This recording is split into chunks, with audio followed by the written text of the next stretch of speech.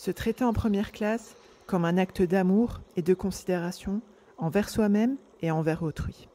Se donner les moyens de prendre soin de soi, de sa santé mentale et de son évolution personnelle. Tu peux accéder et offrir les meilleurs aspects de ta personne, sans souffrir et sans galérer. Tu as le droit de faire différemment, de décider de te traiter en première classe.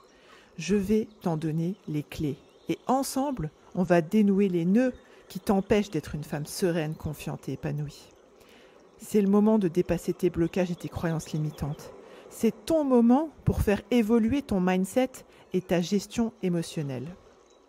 Je suis Émilie Antoine, psychologue experte en mindset et en gestion émotionnelle.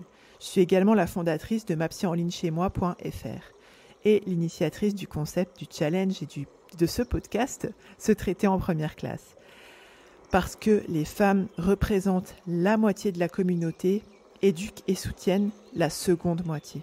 Par conséquent, elles ont besoin de se traiter en première classe. Décembre 2016. Mon fils avait environ 3 semaines quand l'idée m'est revenue par un bel après-midi de congé maternité. Je venais de finir les paquets de couches qu'on m'avait donnés à la maternité, les restes des copines, tout ça. Et la révélation, elle a repopé dans mon cerveau, encore noyé sous les hormones. J'avais jamais connu une personne qui avait testé une chose, on peut le dire, si étrange avec un bébé, et je me devais d'être cette curieuse personne. J'attrape mon fils qui avait visiblement besoin que j'intervienne, et je me dirige vers la salle de bain, pressée comme si je devais moi-même me soulager. À ce moment-là, je vivais encore en Lorraine. De fait, je mets quelques secondes à débarrasser, fils le premier, de toutes ces couches de vêtements qui m'empêchent de tester le truc. La couche jetée dans la poubelle, je le porte délicatement et l'installe à demi-nu en position assise, son dos contre mon ventre. Nous sommes donc face au miroir de la salle de bain, son séant au-dessus de l'évier. Il me regarde, je le regarde, on se regarde, et je lui lance d'un air amusé « pipi ». Et là, j'hallucine. Il se met à faire pipi dans l'évier. Tout comme les nanas sur YouTube me l'avaient prédit lors des recherches que j'avais menées avant d'accoucher. On s'était compris, lui et moi. Et je ne saurais décrire comme on était mutuellement contents. Par la suite, j'ai parlé de mon expérience sur ma chaîne YouTube, Ma Psy en ligne chez moi. Et la psychomotricienne Rokia Hossein a ainsi découvert le concept de communication autour des besoins, aka in English, Elimination Communication, et d'hygiène naturelle infantile, aussi appelée HNI. On a énormément échangé autour de ces sujets pendant plusieurs mois, et elle s'est ensuite consacrée à l'écriture du grand livre L'hygiène naturelle infantile, se passer des couches depuis la naissance, que j'ai eu le privilège de préfacer. J'ai reconduit l'expérience avec ma fille, dès sa naissance, cette fois-ci en 2020, et j'ai pu, à mon tour, m'inspirer de nombreux conseils pertinents de Rokia pour cheminer davantage dans mon rôle de maman. Je pense vraiment qu'être à même de répondre aux besoins de ses enfants peut être une grande source d'épanouissement. Et j'ai à cœur de vous partager mon expérience, celle de Rokia et nos expertises afin que vous puissiez, à votre tour, connecter à un tout autre niveau avec vos petits. Bienvenue dans ce 28e épisode du podcast Se traiter en première classe. Dans cet épisode, j'échange avec la psychomotricienne Rokia Hossein du compte Instagram Miss-Psychomote à propos de la place de nos besoins et de ceux de nos enfants. Pour vous dire clairement, et je pense que vous l'avez un peu compris, on va parler pipi et caca en tant que professionnels de santé, mais aussi on va vous faire part de nos expériences respectives de maman. Et je pense que vous allez juste halluciner sur les impacts psychologiques et émotionnels du cheminement vers la propreté, entre guillemets, et la continence. Petite parenthèse, si tu veux rejoindre le challenge offert, accorde-toi 5 jours pour prendre soin de toi. Et rejoins le groupe privé et profites-en pour être coaché gratuitement par une psychologue experte en mindset et en gestion émotionnelle, aka me. Chaque jour depuis le 23 janvier et jusqu'au 28 janvier, je suis en direct au sein d'un groupe dédié au challenge pour partager avec toi la leçon du jour. Tous les jours à la fin de ce direct, je donne un court exercice à réaliser pour m'assurer que tu relèves le défi de la semaine haut la main, apprendre à te traiter en première classe. Cet exercice en général prend entre 5 et 15 minutes, ce qui est un temps nécessaire pour poser des solides fondations pour apprendre à se traiter en première classe. Sache que les replays sont disponibles jusqu'au 5 février inclus, donc je t'invite vivement à rejoindre le challenge en te rendant sur mapsyenlignechiemoi.fr/challenge. Je vous laisse maintenant à cette conversation, on va dire, on s'interviewe mutuellement entre Rokia et moi. Bien sûr. Bienvenue. Donc, vous êtes sur le live avec Rokia Hussein et Émilie Antoine, qui s'appelle Vous avez le droit de faire différemment, comme indiqué sur l'écran d'Émilie. C'est avec plutôt comme sous-thème, c'est comment se reconnecter avec nos besoins pour être plus à même de se connecter avec ceux de nos enfants. Parce qu'on trouvait que le thème, ça soit en lien avec ma page Instagram, qui est donc l'hygiène naturelle infantile, l'accompagnement du besoin d'élimination. Je dirais même le domaine de prédilection. Oui, carrément, oui, c'est vrai, c'est le domaine de prédilection. Et du coup, avec ton domaine, donc je te laisse te présenter d'abord. Merci. Déjà, je suis super contente de faire ce live avec toi. Ça me fait vraiment super plaisir parce que bien que ce soit pas un sujet que j'aborde tous les 4 matins, c'est vraiment un sujet que j'affectionne particulièrement. Alors, moi, je m'appelle Émilie Antoine, donc je suis psychologue de formation et je suis aussi la fondatrice de mapsyenlignechiemoi.fr. Donc, de manière générale, j'accompagne les femmes à être plus épanouies, plus confiantes et plus sereines. Et du coup, comme avec Ma Psy en ligne chez moi, on ne fait pas l'impasse sur certains domaines qui sont les domaines qui incombent, on va dire, qui sont les domaines des femmes. C'est vrai que la parentalité, le maternage, la chénie, oui. tout ça, ça m'intéresse. Je me suis exprimée aussi sur ça. J'ai eu l'opportunité de travailler avec Rokia aussi pour notamment d'écrire la préface de son livre que je ne cesse de conseiller à toutes les mamans et tous les adultes en fait qui sont soucieux de pouvoir accompagner leur enfant différemment là-dessus, d'où le titre. Vous avez le droit de faire différemment. Oui, qui est le titre de la préface, hein. Je l'ai repris. Voilà.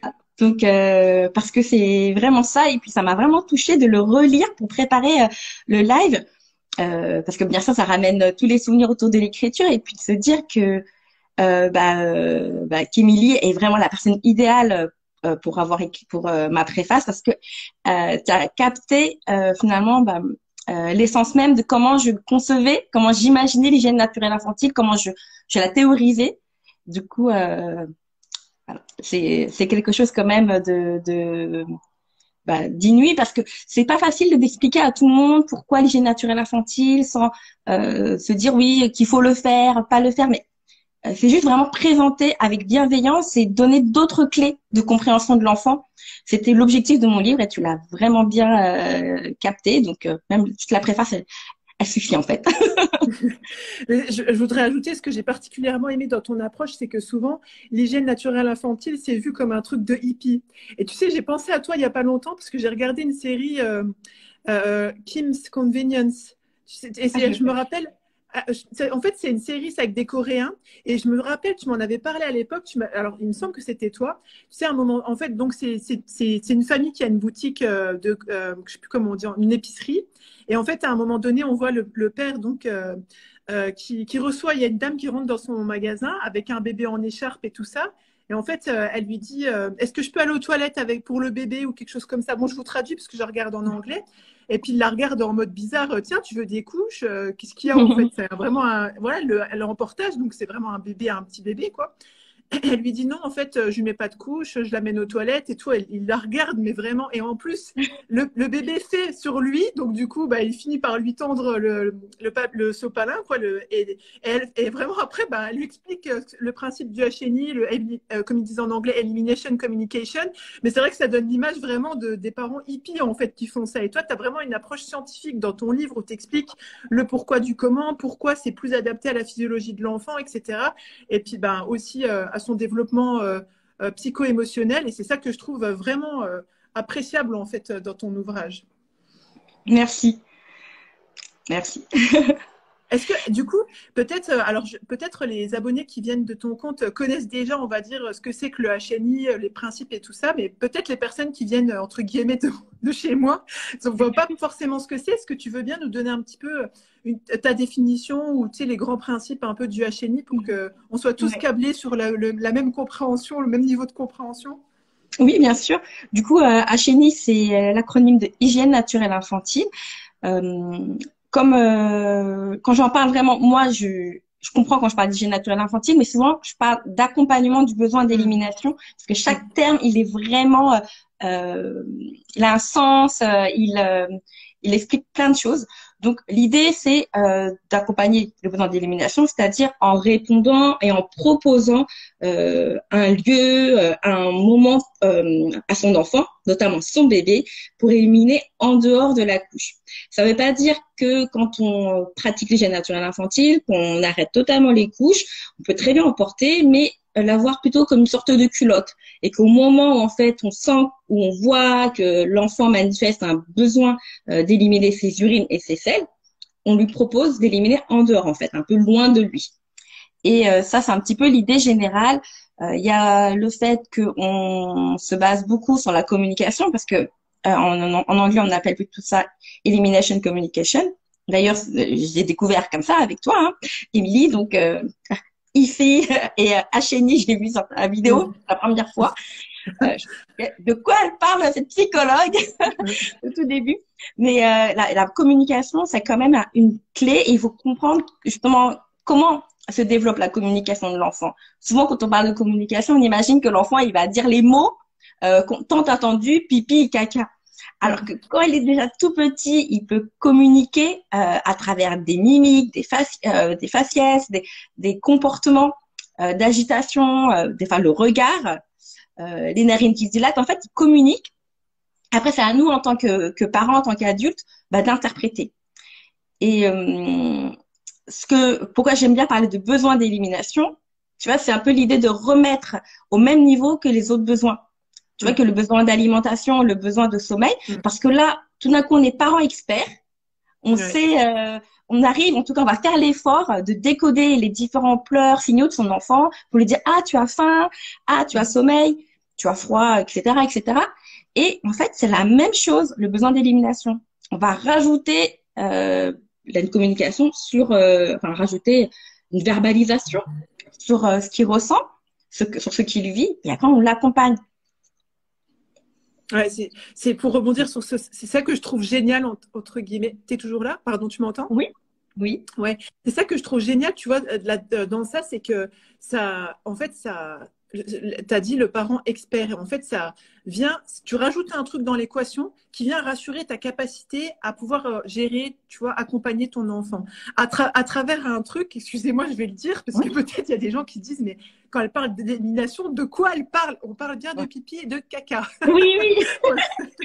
Ça, j'ai pas urine sale, mais on y va, on parle pipi caca, mais c'est C'est vrai, ça. bah, à travers quelque chose d'aussi anodin et quotidien, en fait, on se dit qu'on peut, entre guillemets, ben, connecter avec son enfant, en fait, venir lui montrer qu'on le comprend, qu'on répond à son besoin, sans passer par des trucs, comment dirais-je, fantastiques, si je peux dire ça comme ça. C'est tellement banal, en fait, dans le quotidien. Et en fait, il faut se dire que ça crée tellement une connexion.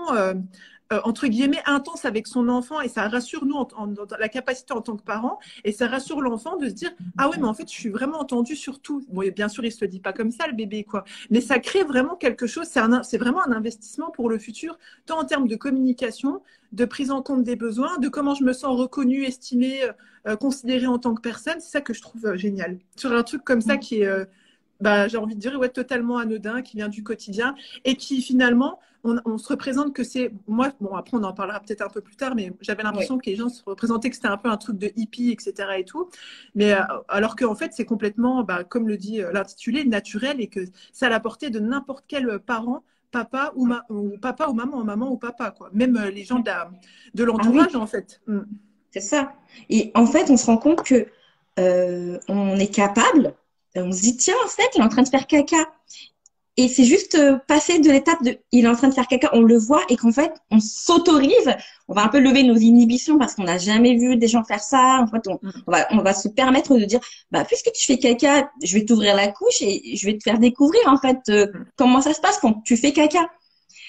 Et en fait, on se rend compte qu'on est nombreux en fait d'adultes à reconnaître les signaux de l'enfant quand il fait caca, moins quand il fait pipi, c'est plus délicat. Ça s'apprend un petit peu aussi. Et en fait, on se rend compte qu'on sait on est sûr qu'il le fait et on n'en fait rien. Donc l'enfant, ok, je fais caca, bah je fais caca sur moi en fait, alors que parfois on a l'impression qu'il est en train de souffrir. Et là, justement avec cette approche-là, on va donner des clés, on va donner une façon de porter, on va vraiment répondre de manière presque adéquate, j'ai envie de dire ça, mais c'est vrai. En fait, on va lui faire des positions d'élimination physiologiques, on va lui montrer qu'il y a des lieux qui sont pourvus pour ça. Bon, c'est bien pour son apprentissage, son éducation quand il grandit, qu'il va savoir qu'il y a des lieux qui sont faits pour éliminer et d'autres on n'élimine pas, tout comme il y a des lieux pour manger et d'autres on mange pas là-dedans, quoi. Et c'est vraiment un apprentissage qui est progressif, aussi bien du parent, de l'entourage que de l'enfant. Oui, c'est vrai, ça, ouais, carrément. Et c'est vrai que ça fait carrément grandir en tant que parent, en fait. C'est parce que on découvre son enfant, on se découvre nous aptes en fait à répondre aux besoins de l'enfant. Et c'est vrai que c'est vraiment puissant comme truc. Et je voulais rebondir sur un truc que tu as dit, tu sais, dans le fait que effectivement, quand à un moment donné, tu dis bon, je vais travailler sur, je sais même pas comment le dire, tu vois, mais bon, la continence, la propreté, etc. Je vais accompagner mon enfant vers tout ça avec le HNI. Et, et du coup, tu sais, tu as parlé du fait de un peu de s'affirmer en fait en tant que parent, tu sais, en filigrane, de dire ok, je vais faire ça. Et c'est marrant, entre guillemets, si je puis dire ça comme ça, c'est que d'un côté, tu as une pression de faire comme tout le monde, tu sais, de laisser le caca se faire dans la culotte, tu vois, on va dire, si je grossis le trait. Et de l'autre, quand arrive le temps de l'école, 2, 3 ans plutôt, tu as une pression pour que ton gamin, il aille aux toilettes, en fait. Donc, tu es toujours...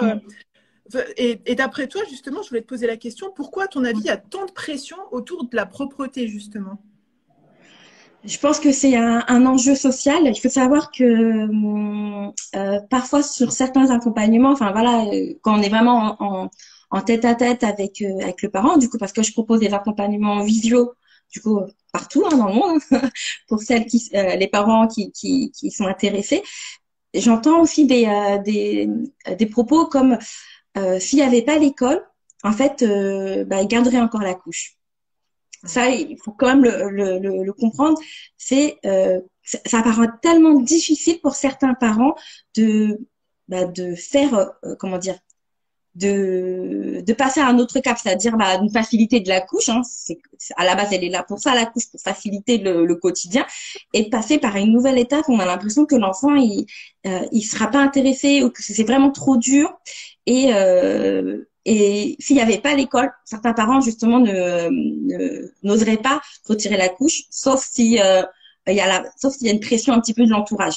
Et finalement, est-ce que c'est parler de l'apprentissage ou de la continence mettre sur le pot, ou est-ce que finalement c'est plutôt l'idée d'abandonner quelque chose dont on a pris l'habitude, dont on est confortable en fait dedans aussi.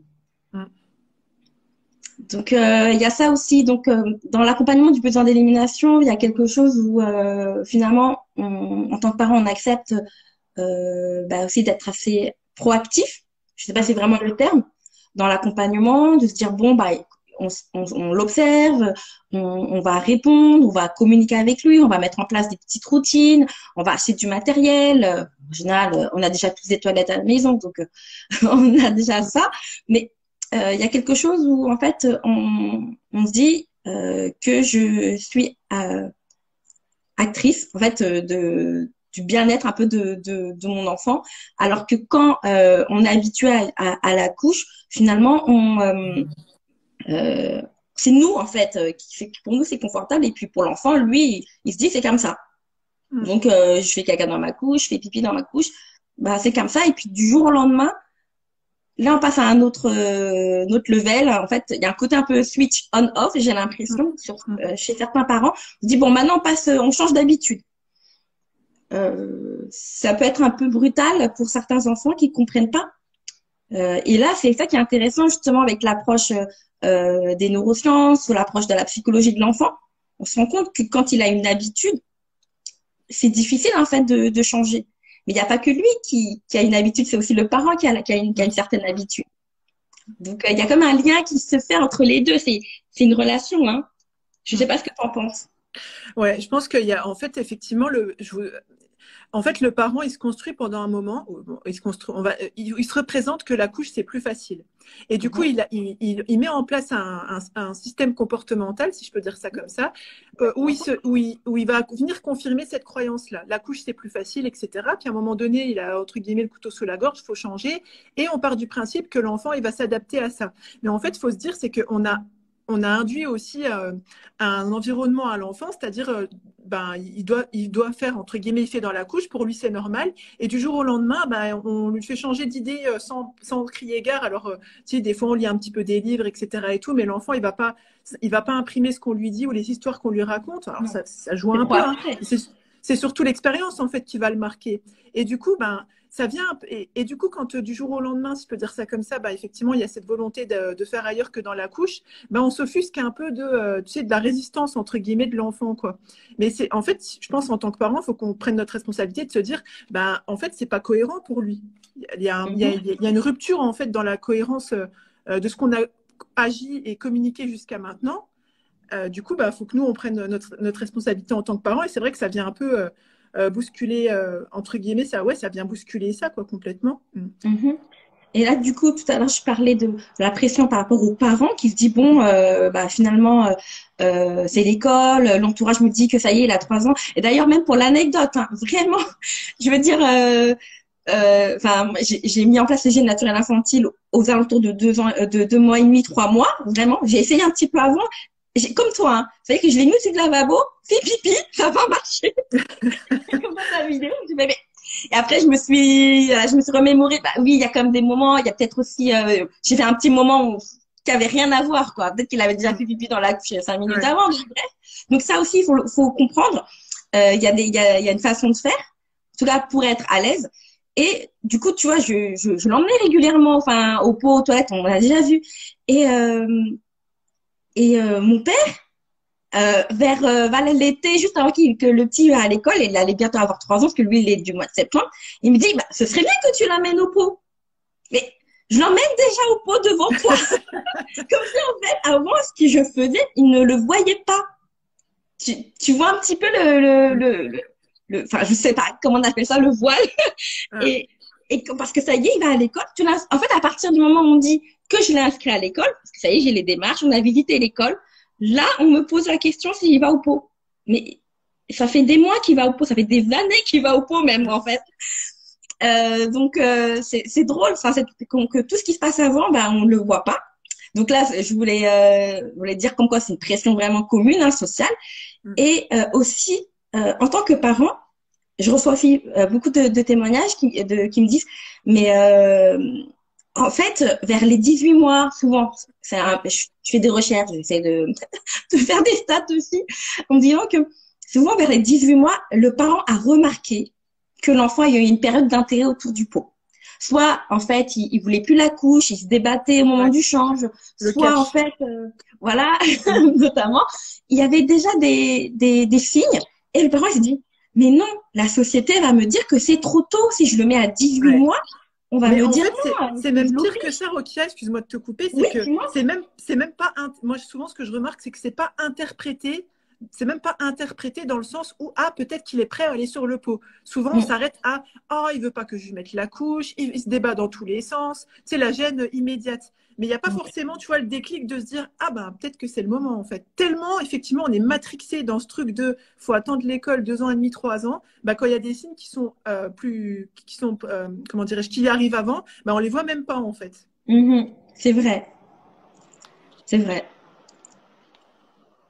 Et c'est vrai que moi, ça m'est souvent arrivé de voir des enfants, pareil, 1 an et demi, 2 ans, puis tu sais, souvent quand ils ont besoin d'aller à la selle, ils s'isolent, ouais, ils ont une position caractéristique et tout, et j'observe en fait la mère ou le parent, etc.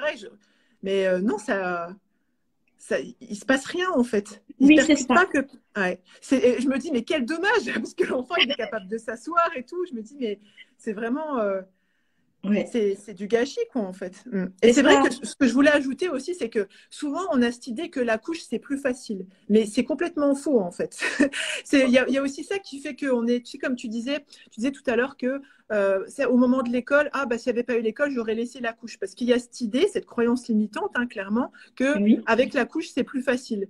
En fait, non, clairement, nettoyer, excusez-moi, je vais rentrer un petit peu dans les détails techniques, mais nettoyer un caca beurré, c'est pas du tout plus facile d'enlever la couche pour que l'enfant il aille sur le pot. En fait, non, c'est pas du tout plus facile. C'est vraiment un leurre. Et en plus, c'est vrai que quand on prend l'habitude tôt comme ça d'accompagner le besoin de l'enfant, il est, on va dire, propre, continent, apte à aller, tu vois, il demande le pot, etc. Beaucoup plus rapidement à l'échelle de sa vie. Du coup, vous allez vous économiser des mois, des semaines, voire même des années, en fait.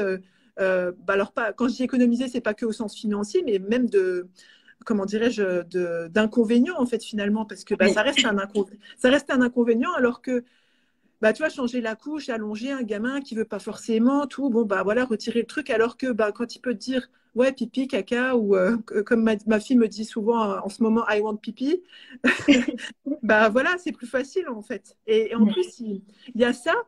Donc, je pense que c'est vraiment intéressant de travailler sur nos représentations de pourquoi on pense ça, en fait. Pourquoi on Tout pense à que c'est fait. plus facile? Est-ce que ça l'est vraiment? Est-ce que vraiment, dans le long terme, ça va vraiment, ça va l'être? C'est le cas, quoi. De questionner comme ça nos représentations et nos croyances. Est-ce que ça nous profite, en fait, tant à notre échelle de parents que pour nos enfants, que dans notre intégration dans la société, tutti quanti, quoi. Et pour quand même pour les personnes qui savent pas, et puis des fois je raconte pas tout le temps. Enfin, j'ai pratiqué l'hygiène naturelle infantile avec un seul de mes enfants. J'en ai deux. Ils ont 10 ans d'écart.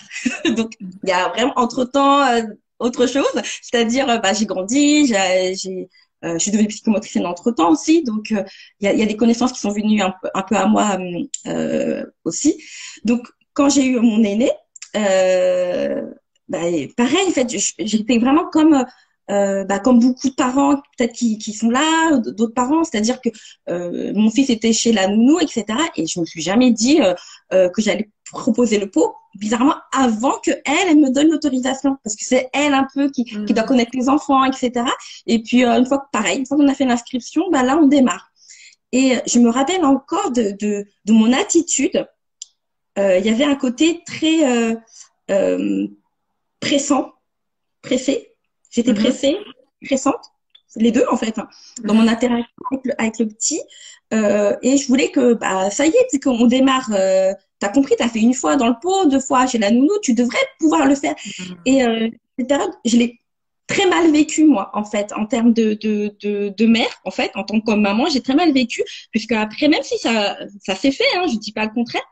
Je me rappelle que la nuit, bah, j'avais plus envie de me lever pour aller l'emmener au pot le soir. Je voulais vraiment que ça soit fini en fait, que Mhm. limite que je retire la couche, on retire la couche et que tu sais faire. Le pauvre, il était en petite section maternelle en fait, Mhm. et et je pense qu'il y a aussi cette représentation qu'on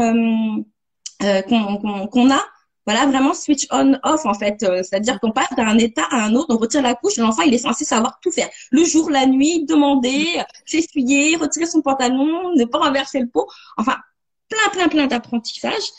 Et, euh, et du coup, quand j'ai découvert la chaîne, et je le redis, on peut peut-être pas mettre les liens, mais voilà, c'est grâce à tes vidéos YouTube, t'en as fait deux. Quand je les ai découvertes quand j'étais enceinte du deuxième, j'ai fait, mais en fait, c'est c'est quoi ce truc? Et comme je te connaissais, je me dis, c'est pas un truc d'hippie. Si quelqu'un de si pragmatique que toi en parle et le fait, je me dis, mais c'est que ça doit être accessible et c'est qu'il doit y avoir des raisons scientifiques, des raisons logiques dans le comportement, enfin, tu vois, dans la psychologie du développement, quoi. Et, euh, et bah, une fois que j'ai découvert, je me dis, mais en fait, il y avait tout à refaire. En fait, moi, j'ai dû me déconstruire dans mes Mhm. représentations. Et avant même que je tombe enceinte, j'étais encore dans cette idée que l'enfant, il doit monter les escaliers pour aller au pot. J'avais des Mhm. parents qui venaient me voir en consultation de psychomotricité, me demandaient est-ce que je peux commencer le pot pour l'enfant? Bah non mais même aujourd'hui j'ai honte. Mais je savais pas. Enfin j'ai honte. Ça fait partie de mon histoire, donc ça va. Mais j'avais aussi cette représentation que c'était normal en fait d'attendre et que ça vienne de lui. Et quand je me replongeais dans mes souvenirs, je me dis mais en fait je le souhaite à personne.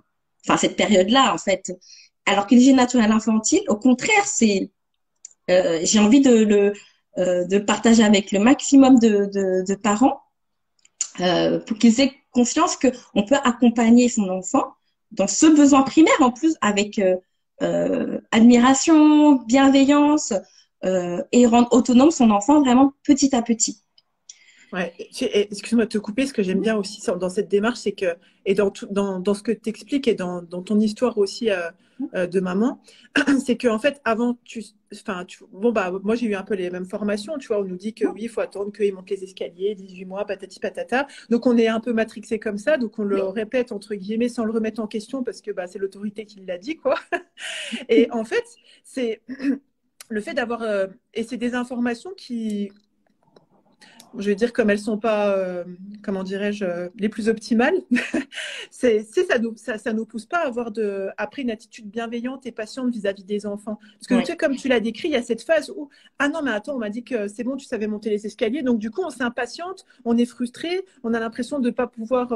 C'est nous qui savent pas, on sait pas gérer la situation, si ça se passe pas comme, donc ça te fait encore plus chuter dans ton estime, dans ta confiance en tant que parent et dans ton estime en tant que mère ou en tant que femme, et etc., ou en tant que parent pour, pour les papas, parce que les papas aussi le pratiquent. Et alors que quand tu as un truc qui est progressif, quand tu as compris que justement bah, l'accompagnement, il est progressif, il n'est plus la naissance, que ça suit une cohérence en fait. C'est que tu es cohérent du début à la fin. C'est pas du jour au lendemain, tu dis allez hop, c'est comme ça, et hop, parce que moi on m'a dit que c'était comme ça. Puis tu sais, t'es un peu tendu parce que ouais, il y a les gens qui sont sur tes côtes. Est-ce que on te pose la question même? Donc en fait, ça vient créer un conflit avec ton enfant ou des tensions qui n'ont en fait pas lieu d'être parce que finalement, quand tu as été bien instruite, bien éduquée en lisant ton livre notamment et que tu as compris que c'est un process, c'est un accompagnement, que toi, tu vas grandir aussi en tant que parent, en tant qu'accompagnant et que tu as cette fierté qui en découle après, bah, la perspective, elle est totalement différente en fait. Totalement. Et je pense que pour aussi, peut-être parce que là, on a expliqué beaucoup pourquoi on a le droit de faire différemment. Et je pense que la question aussi de qu'est-ce qui fait comment le fait de se reconnecter à soi, à ses besoins, va venir en fait améliorer notre capacité à répondre aux besoins de nos enfants. Ben, on voit notamment, tu sais, ben, des adultes, par exemple, je ne citerai pas de nom, mais j'ai un adulte dans mon entourage et se dirige tout le temps vers les toilettes quand moi j'y vais. C'est-à-dire que cette personne ne répond pas à son besoin sur le coup, mais attend que moi j'y aille pour que la lumière elle s'allume et pour y aller en fait. Et en fait, tu vois, c'est parce que les besoins, comme tu disais tout à l'heure, il y a besoin de sommeil, de manger, etc. Mais être connecté à sa vessie, si je peux dire ça comme ça, à sa physiologie, etc. Ben en fait, on envoie le même message inconscient que tout mérite considération et que plus on va être plus on va être encline en fait à interroger par exemple notre corps, nous-mêmes, où on en est dans nos besoins, ça peut être tout, hein, sommeil, etc. Mais même des fois, on attend, tu sais, on a besoin d'aller aux toilettes, on attend, ça nous met tu vois. Et quand tu fais ce travail avec là, de toute façon, je dis toujours la bienveillance, ça commence entre guillemets par soi-même, c'est que il faut se dire aussi que pour pouvoir être connecté comme ça aux besoins de son enfant, bah, il faut pouvoir en fait déjà commencer par soi-même pour montrer la voie, si je peux dire ça comme ça. Et puis, bah, toujours être dans cette cohérence, en fait, qui va faire que la communication, elle va être, les choses, elles vont être plus logiques, plus optimales, enfin voilà, ça va être plus fluide, en fait, tout simplement. Et tu disais justement, je crois que c'est une publique que tu avais fait hier, tu racontais un petit peu, toi, ton cheminement, tu sais, par rapport à tes besoins, etc. Je pense que ça serait intéressant, si tu veux bien, de partager ça Oui, bien avec les sûr. personnes qui écoutent. Bien sûr. Du coup, tout à l'heure, je disais que j'avais tenté à la Émilie Antoine. Allez, tiens, je m'ennuie, je vais prendre le petit, je me le porte, je le mets au lavabo, pipi. Alors que j'avais lu quand même les autres livres qui étaient sortis sur l'hygiène naturelle infantile, en sachant que le dernier qui était francophone et il datait de 10 ans, quoi. Enfin, il y a 10 ans. Donc, voilà, vraiment, il y a eu 10 ans avant que mon livre soit sorti après. Et du coup, et j'avais aussi les blogs de Heureux sans couche. Enfin, j'avais de la lecture, tout ce qui est théorique.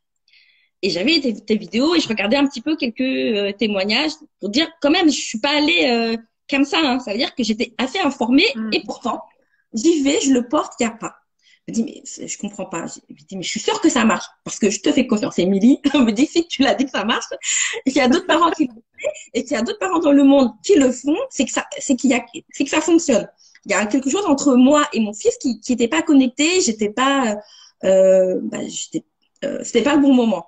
Après, là, je prends le recul, je me dis, c'est pareil, c'est comme si moi, je lui proposais le sein alors qu'il en a pas envie, en fait. Il en a pas besoin. Donc, il y a ça aussi, il faut être vraiment au rythme de son enfant. Et vu qu'elle avait 2 mois et demi, je faisais encore, enfin, j'allais chez la sage-femme pour la rééducation voilà, du périnée, etc., post-césarienne, enfin, pas dans le périnée à ce moment-là, on travaille pas trop ça. Mais... Et puis, tout d'un coup, on parle des besoins un peu physiologiques. Et là, elle me raconte, et cette anecdote, je la sors tout le temps, pratiquement, en séance. Elle me dit, est-ce que vous êtes constipée? C'est ma sage-femme, hein, bien sûr, je vous en parle. Elle me dit, mais quand vous ressentez le besoin d'y aller, qui se manifeste, après le fait que vous ayez mangé, lâchez tout. Lâchez votre vaisselle, mettez votre bébé, je sais pas, quelque part, allez aux toilettes. Parce que là, quand vous fermez la porte à ce moment-là, à votre besoin, vous savez pas quand il va revenir. Et après, ça va faire une accumulation de sel, etc. Et en fait, elle me l'a dit. Et moi, je l'avais déjà lu. J'avais déjà lu le réflexe gastro-colique. J'avais déjà cette théorie-là. Mais il a fallu qu'elle parle de mon corps, de mes sensations à moi. J'ai fait, mais oui. Et là, tout d'un coup, mais oui, Rotia, il y a des moments propices pour l'emmener au pot. Il y a des moments, enfin, au pot, c'était le lavabo, comme il était tout petit. Et là, après, il y a eu comment dire, une priorité de mon corps aussi. C'est-à-dire que appliquer ce qu'elle m'a dit sur mon propre besoin. Donc, quand j'avais besoin, c'est pas grave, je lâche mes gants de vaisselle et j'y vais. Et je n'attends plus parce qu'après, il y avait des impacts après sur ma santé. Je veux dire, en plus, voilà. Je pense que ça met une tension aussi dans le corps qu'on ne conscientise pas forcément, mais un agacement sous-jacent, Oui, moins de capacité à être patiente, etc. Oui, et puis ça engendre des douleurs. Peut-être sur le moment, on se dit c'est pas très grave, mais ça engendre des douleurs après et après et après. Et par exemple, le moment où où on doit vraiment aller à la selle, encore une fois, c'est jamais le bon moment en fait. Quand on a un bébé avec nous, c'est jamais le bon moment. On le voit, les mères qui ont du mal à aller prendre une douche, etc.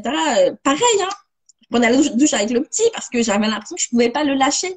Mais là, je me dis, mais il y avait comme des conséquences sur ma santé, sur mon bien-être, etc., mon inconfort. Et si c'est pas moi qui prends le moment d'y aller, qui va le faire pour moi?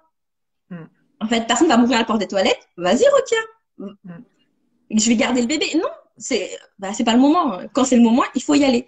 Et c'est vraiment cette écoute de moi qui a fait que j'ai pu me reconnecter avec le petit. Enfin, je ne veux pas dire que j'étais déconnectée, mais en tout cas, je me suis connectée avec le petit, que j'ai pu démarrer plus sereinement l'hygiène naturelle infantile. Et voilà. Non, mais franchement, je trouve ça tellement fascinant, en fait, parce que ce soit ça me fait penser à une autre. Alors, je vais juste faire une parenthèse, parce que comme tu as parlé de cette vidéo 2, 3 fois, en fait, j'ai fait une vidéo sur la chaîne Ma Psy en ligne chez moi sur YouTube, où je décris mon expérience, en fait, quand j'ai commencé le HNI avec mon fils qui avait 3 semaines à l'époque. En fait, je m'étais renseignée avant d'accoucher, et du coup, je m'étais dit, ah, ça a l'air super et tout, je vais le faire, quoi. Grosso modo, je vous grossis le trait. Et en fait, les 3 premières semaines, on va à la mat, il nous file des couches. Bon, c'est mon premier enfant, j'étais un peu la tête dans le gaz, on va dire. J'avais complètement zappé. J'avais complètement zappé. Et un après-midi, je me dis, ah, mais en fait, il y a ça.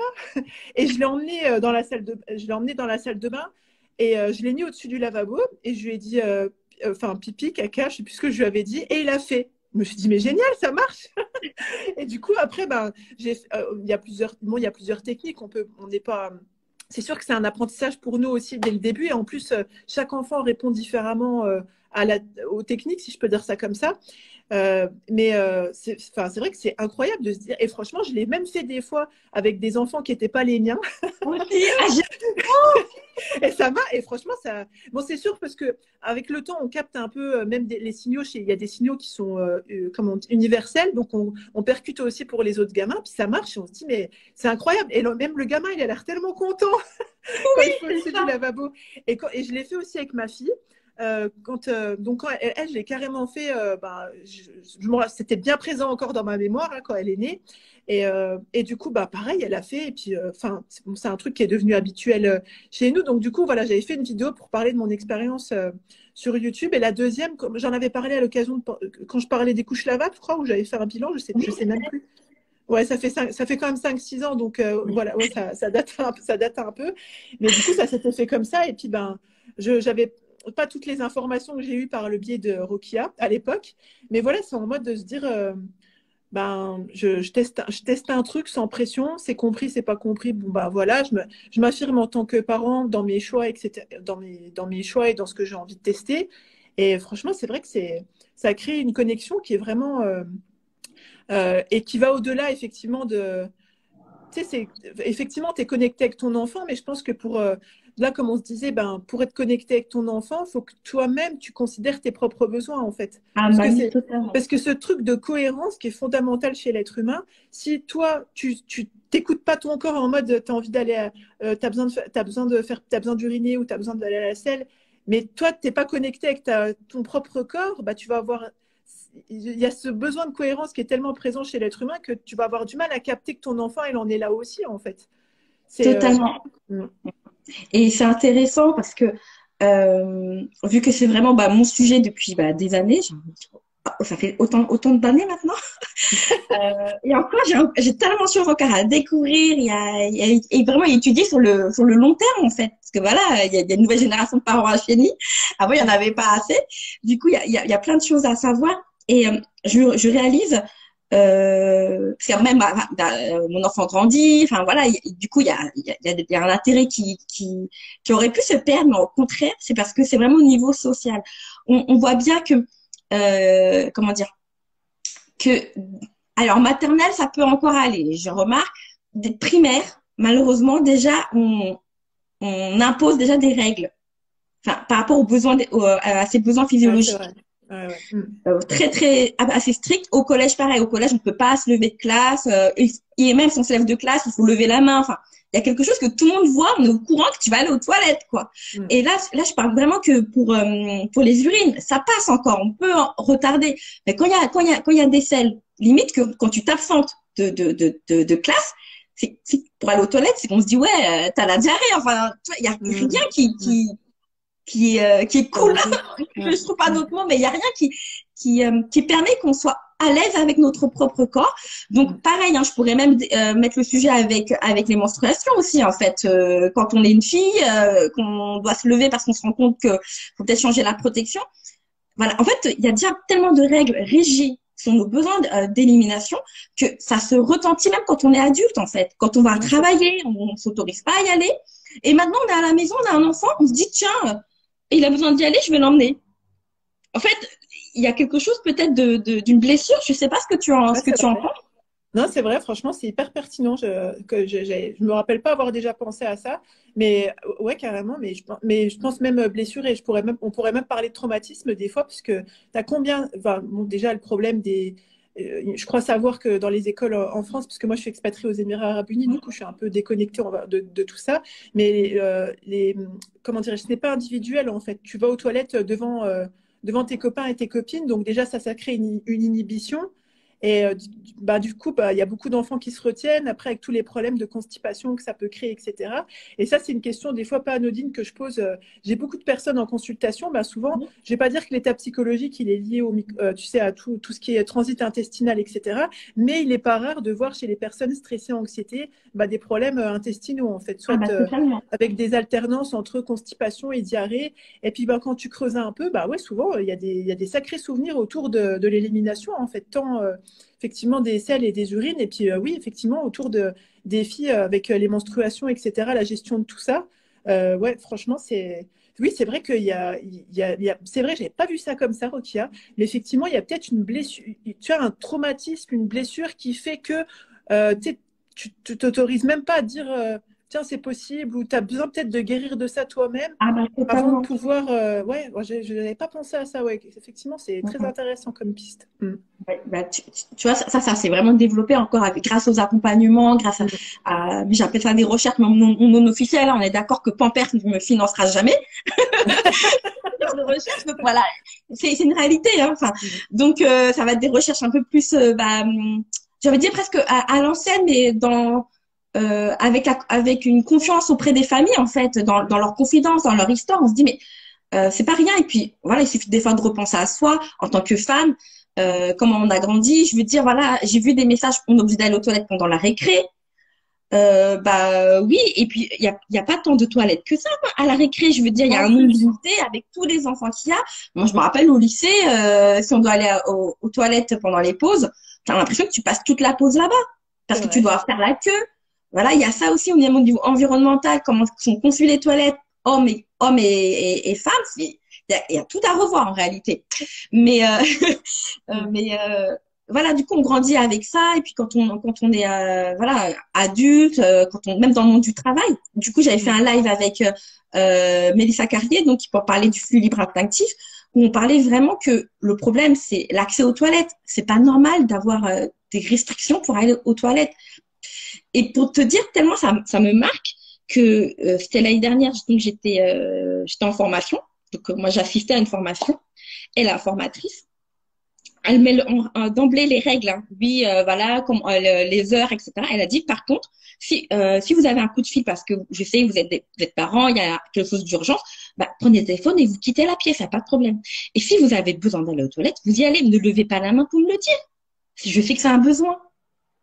Et tu sais, le fait d'avoir entendu un autre adulte me dire pas à moi seule, hein, mais au groupe, mais c'est devenu une évidence. C'est comme s'il y avait une pression, tu vois, qui se relâche, qui se dit, bah, ok, j'ai le droit. C'est C'est drôle en incroyable. tant Mm. qu'adulte de se bloquer autant pour un besoin si essentiel, en fait. Complètement. Puis il faut se dire que c'est souvent comme enfin, l'esprit humain, tu sais, il fonctionne un peu enfin, par assimilation, si je peux dire ça comme ça, dans le sens où Oui. faut pas croire ou parce que c'est que ce besoin-là qui est inhibé que les autres ils vont rouler fluidement en fait. Non, c'est qu'en général, quand il y a un mécanisme qui s'installe, bah, comment dirais-je, il se transpose à d'autres besoins en fait. Mhm. La coupure, elle va vraiment se manifester sur d'autres choses, d'où l'intérêt de porter attention à ça aussi, même si c'est pas très glamour ou pas désirable socialement, c'est que vraiment ça va avoir un impact ça va impacter énormément de pans de vie en fait. Mhm. Et ne serait-ce que, du coup, voilà, on parle des besoins physiologiques, mais du coup, ça s'est étendu sur mes autres besoins. Mm.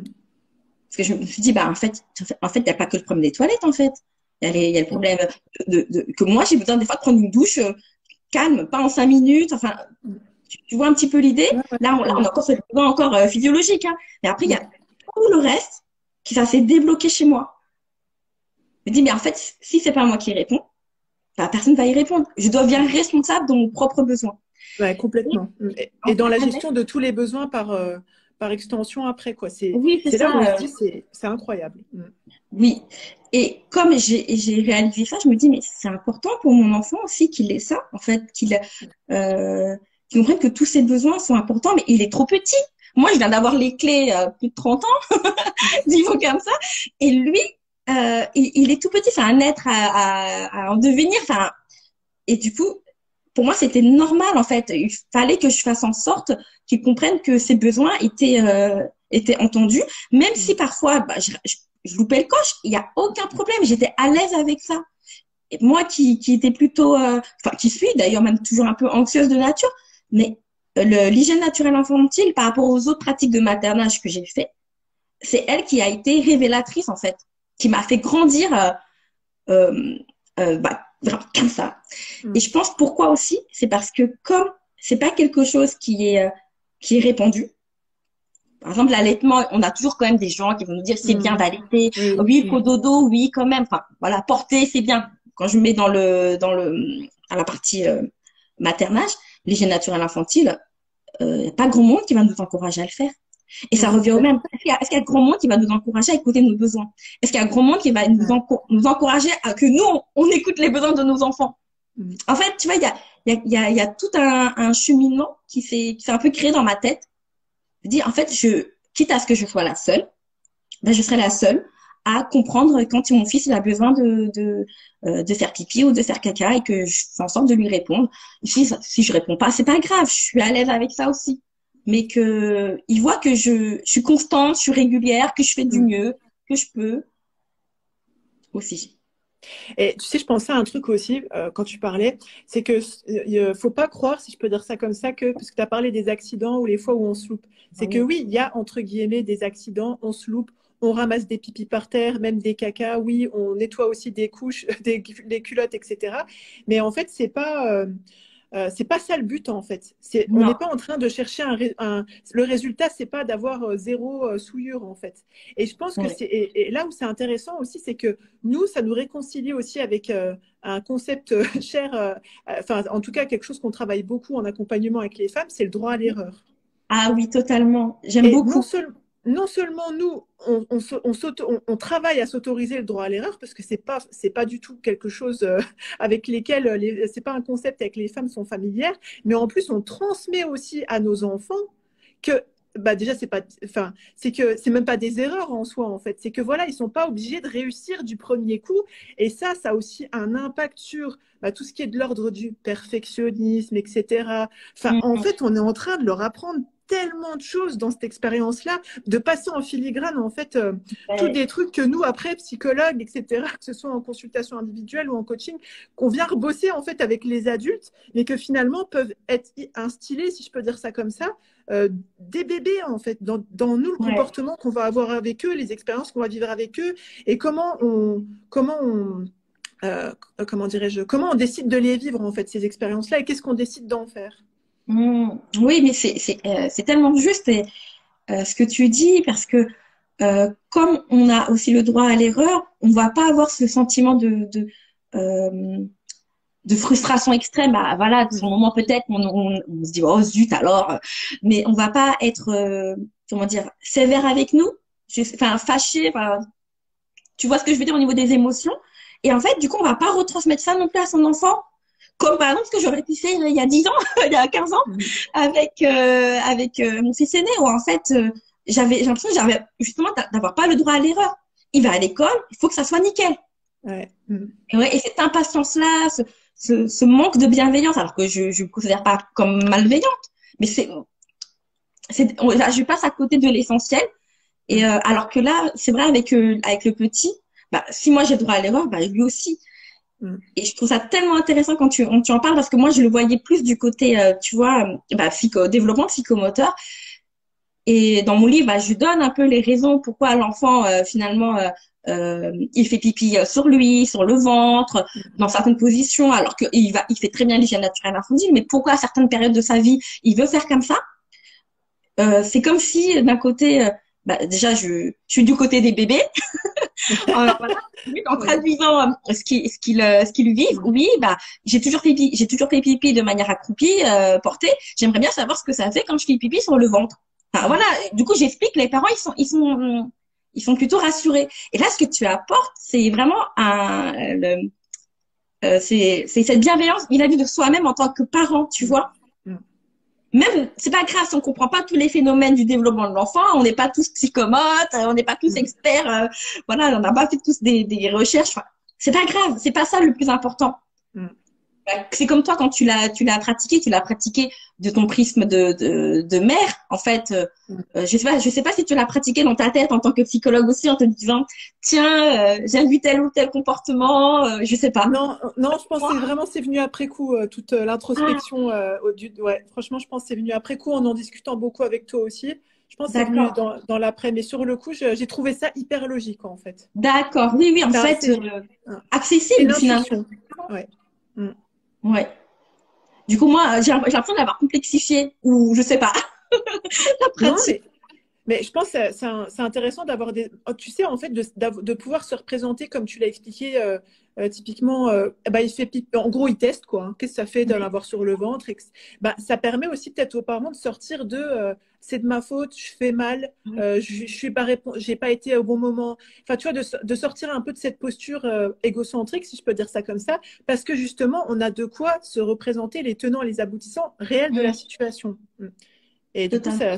ça soulage ça soulage pour pas faire de mauvais jeu de mots, ça soulage énormément, quoi. Tout à fait, tout à fait. Et là, quand je parle j'évoque pas un enfant qui va le faire sur le ventre, on se dit bon bah, ça veut pas dire, voilà, dans l'approche non plus.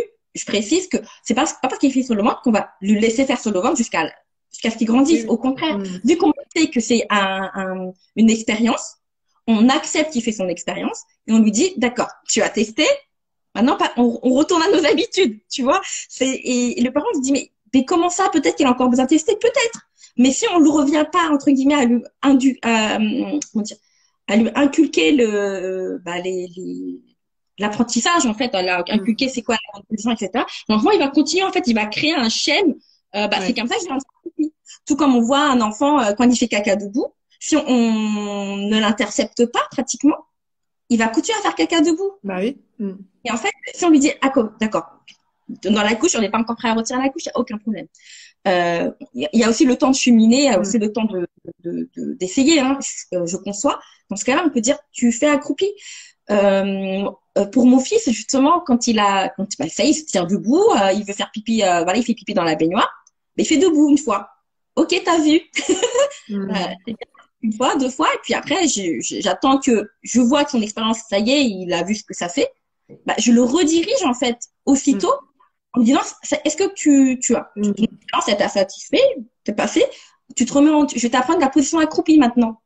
Et En maintenant, fait, ouais, je tu vois, comprends. Je pense ça, c'est un truc, c'est valable sur plein de trucs et pas que le HNI, c'est que ouais. faut qu'on ait à l'oreille, si je peux dire ça comme ça. Enfin, il faut que la lumière, elle s'allume sur le fait que la bienveillance n'exclut pas le cadre. Oui, ah bah oui. Mm. Et puis c'est surtout Voilà. pour sa santé, hein. Enfin, Mm. c'est des choses qu'on leur donne des clés pour être bien dans leur corps en fait aussi. C'est ça. Mm. C'est pas juste faire pipi, faire caca, c'est que Mm. malheureusement, les conséquences, elles peuvent se poursuivre plus tard, quand l'enfant a 3, 4 ans, 5 ans, quand il a acquis des mauvaises habitudes, en fait. Mais c'est des Mm. habitudes qui ont été construites bah, par lui-même. Et on n'est pas intervenu, mais parfois on ne le sait pas qu'il faut intervenir. Mm. Là, on le sait quand on me suit ou quand on suit mon livre. Mm. mais, Et mais voilà, je sais plus où j'en étais. bah, si tu me permets, je vais ajouter un truc, faire un parallèle, alors peut-être qui va vous sembler un peu tiré par les cheveux, mais moi j'y crois fortement. C'est que quand on accompagne son enfant à se débarrasser, tu vois, de la souillure dès le plus jeune âge, ben enfin, en fait, moi je pense vraiment qu'il y a Oui. la portée symbolique du truc où on lui montre qu'il faut que tu te débarrasses de tout ce qui est toxique, de tout ce qui est pas bon pour toi le plus vite Ouais. possible. Et souvent, tu sais, on voit, il y a beaucoup d'adultes, beaucoup de femmes, beaucoup d'adultes qui sont en mode, tu sais, ils sont pas bien, mais ils vont pas chez le médecin. Ils ont un problème, Ouais. ils ont mal quelque part, mais tu sais, ils restent avec ce mal-être, ce malaise, etc. pendant longtemps parce que, ben, je pense qu'ils ont vécu des expériences éducatives, etc. tout au long de leur vie qui leur ont montré que c'est ok de rester avec, c'est ok de galérer en fait. Mmh. C'est ok d'être dans la souillure ou c'est ok d'avoir mal. En tout cas, voilà, c'est normal en fait. Mais non, en fait, c'est pas normal. C'est que voilà, on envoie aussi un message entre guillemets subliminal que ben non, en fait, rester avec une souillure sur toi pendant des heures et des heures, non, c'est pas normal. C'est pas acceptable, c'est pas bon pour toi. Et je trouve que, enfin, peut-être, voilà, ça va vous sembler tiré, mais je vois tellement de femmes. Bon, moi, je travaille avec les femmes qui sont complètement déconnectés de leurs besoins comme ça, qui ont du mal à percuter, vraiment c'est ça. Mais là, je repense à une qui était restée avec un Panari jusqu'à ce que ça arrive à l'hôpital, etc. Parce que, ben, Ouais. tu sais, on essaie tout le temps de voilà, mais il faut se dire, mais d'où ça vient ça? Mais ça vient de petits trucs comme ça depuis l'enfance, tu sais, bon, ou ouais, t'as envie d'aller à la selle, mais tu peux pas y aller, ou tu sais, t'es déconnecté en fait du truc et tu t'habitues à une souffrance, c'est normal. Bon, bah après, c'est vrai que en tant que femme, bon, bah, t'as parlé des menstrues tout à l'heure, t'as mal au ventre, c'est normal, tu sais, Ouais. il faut que tu souffres pendant que Ouais. t'accouches, tout le monde pense que c'est le cas et c'est, bon, je suis encore une avocate de l'accouchement physiologique et tout ça, donc ça, c'est encore un autre domaine.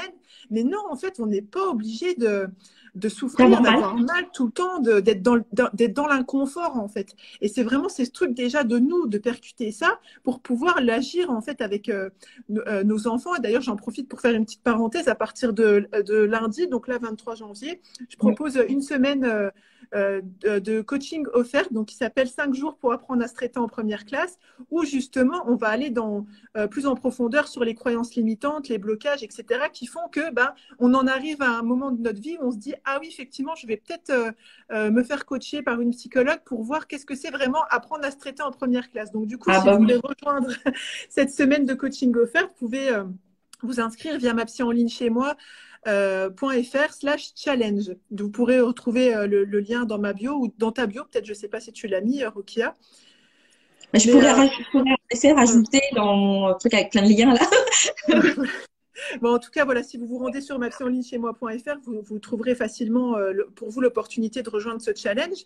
Et je pense que vraiment, de toute façon, ça fait partie des points qu'on aborde pendant le challenge, que ça se construit comme ça dans nos expériences de vie dès le plus jeune âge. C'est, en fait, c'est pour ça que je te disais tout à l'heure, tu m'as dit, mais c'est quoi? C'est ton cerveau de psy ou ton cerveau de maman qui a fait que tu t'es orienté sur ça? Voilà, si je grossis le trait. Mais moi, en fait, je me disais, mais non, en fait, je peux pas laisser mon gamin dans le pipi ou dans le caca.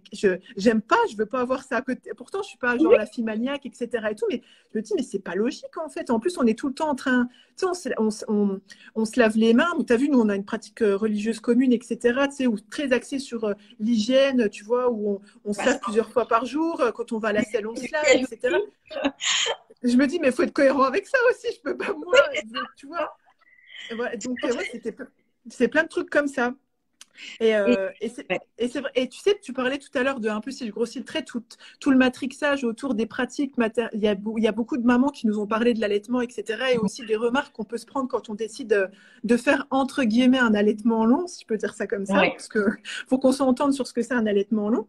Mais tu sais, tu avais partagé un truc aussi, tu avais dit, et ça, moi, j'avais pas percuté pour vous dire que vraiment, le matrixage, des fois, c'est dans tous les sens.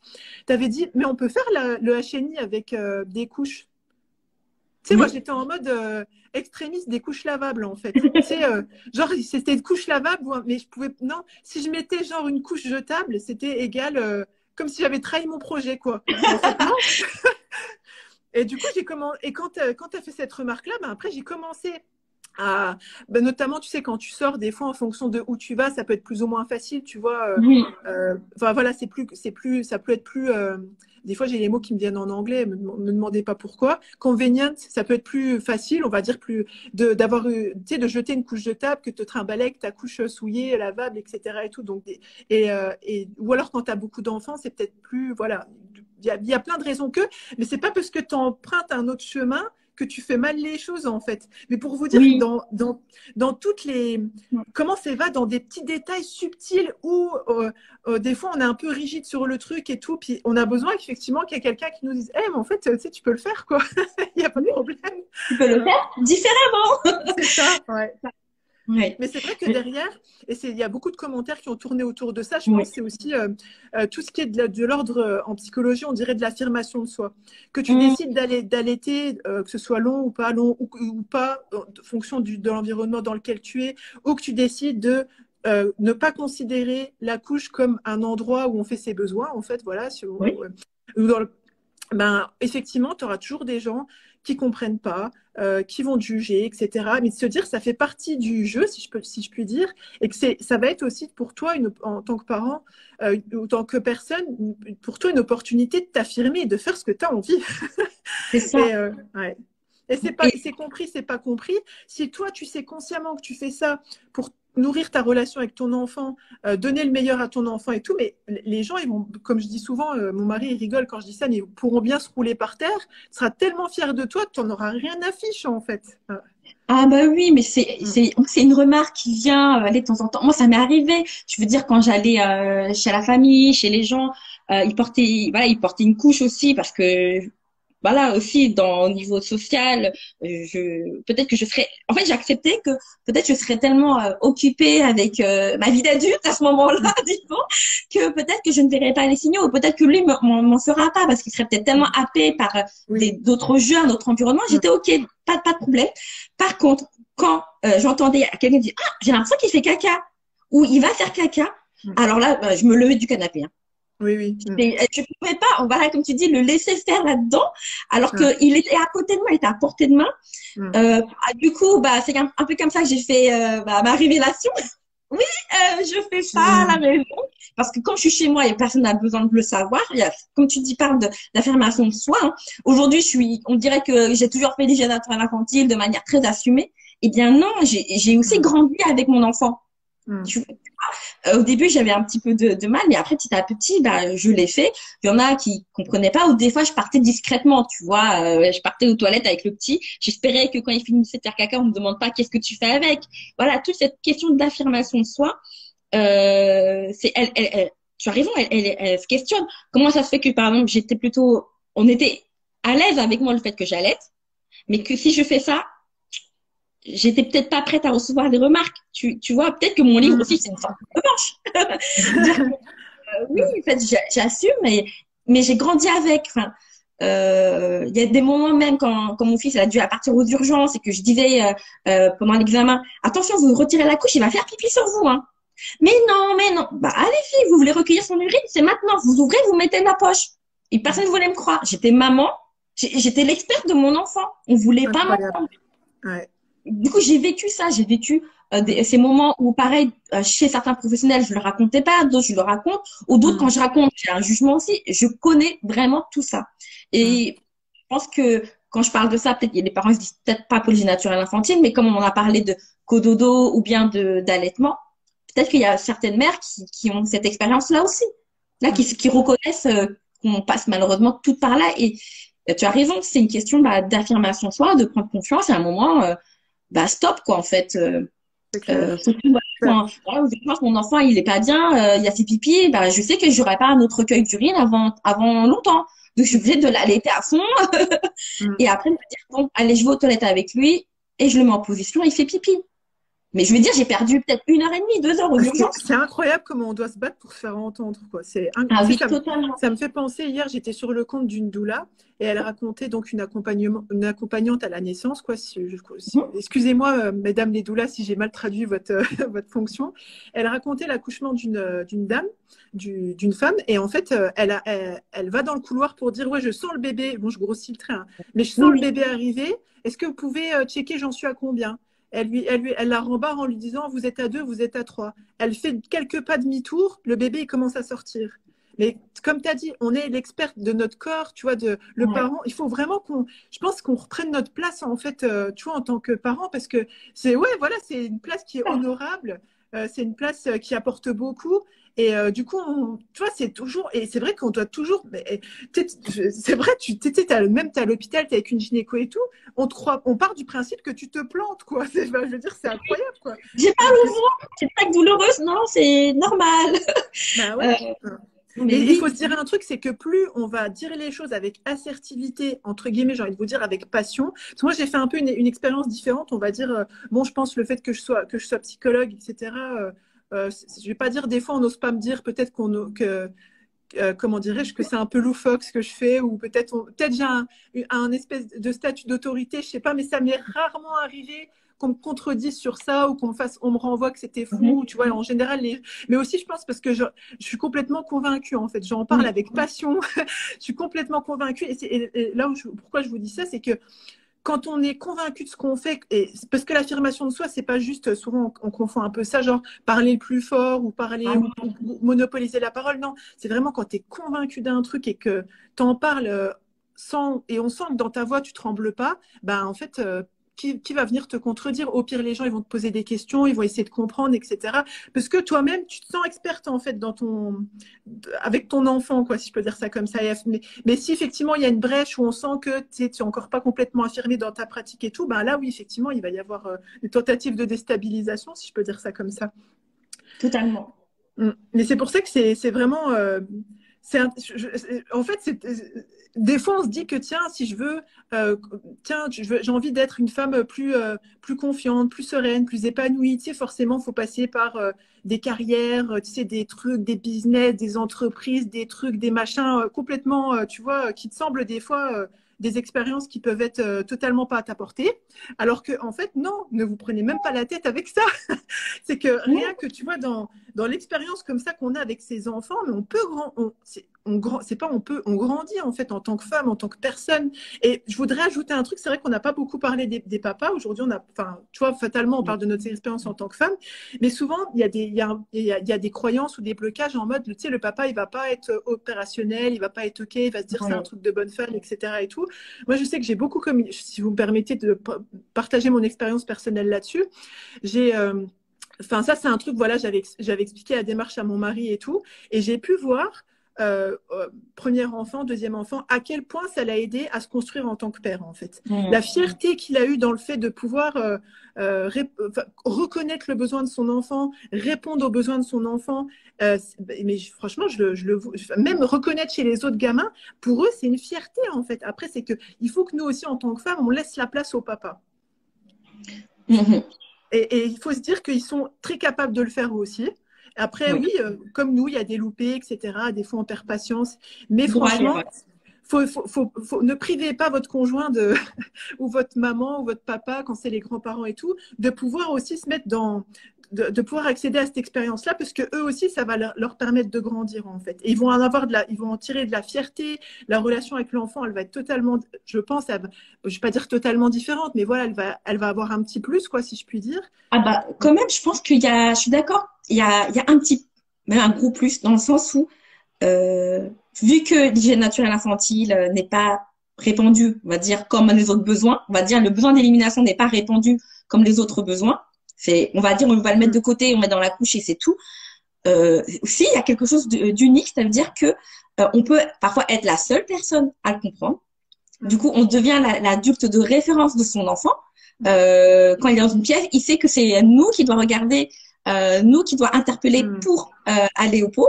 Et c'est pareil, du coup, si le père, il est également l'autre personne de référence, ou peut-être la personne de référence principale, eh bien, il y a une forme de fierté. Je pense que on peut le dire. C'est pour ça que, d'ailleurs, j'avais bien dit à la maison d'édition, je veux un homme sur mon livre. Tu te rappelles de ce que tu m'as dit quand tu l'as vu la couverture? Tu as dit que ton mari croyait que c'était lui. Non, je ne me rappelais plus. J'ai rigolé, c'est pas. Et du coup, ça veut dire que mon côté marketing, il était bon. Moi, je voulais que les hommes aient accès à cette pratique, d'où le fait que il y a vraiment cet abord scientifique, parce que sinon, comme tu dis, c'est une pratique de bonne femme. Et en fait, vu qu'on met les bases neurophysiologiques, etc., donc c'est tout le monde enfin, sauf en cas de pathologie, etc., je précise quand même, normalement, on a tous le même fonctionnement. Du coup, ça leur parle aussi. Du petite parenthèse au niveau des hommes, et je rebondis parce que j'avais vu une question sur la crèche ou la chambre maternelle. En fait, ayez confiance en vous, dans le sens où l'enfant, il va distinguer les personnes de référence. S'il y a qu'une personne dans son entourage qui comprend, il n'y en aura qu'une. S'il y en a 2, 3, 4, et ben tant mieux, comme tu as dit, s'il y a les grands-parents, aussi les tantes, les oncles, le grand frère, la grande sœur, etc. Et ben c'est que du bénéfice pour l'enfant. Mais s'il y a des personnes qui ne comprennent pas, l'enfant, il a cette capacité d'adaptation. Et je fais juste le parallèle avec l'allaitement. L'enfant, à la crèche, il ne va pas demander les seins de l'EJE, par exemple. Pareil pour le pot. L'enfant, il faut comprendre que l'enfant, il va faire quand même des demandes auprès d'inconnus pour voir si on comprend sa langue, en fait, à lui.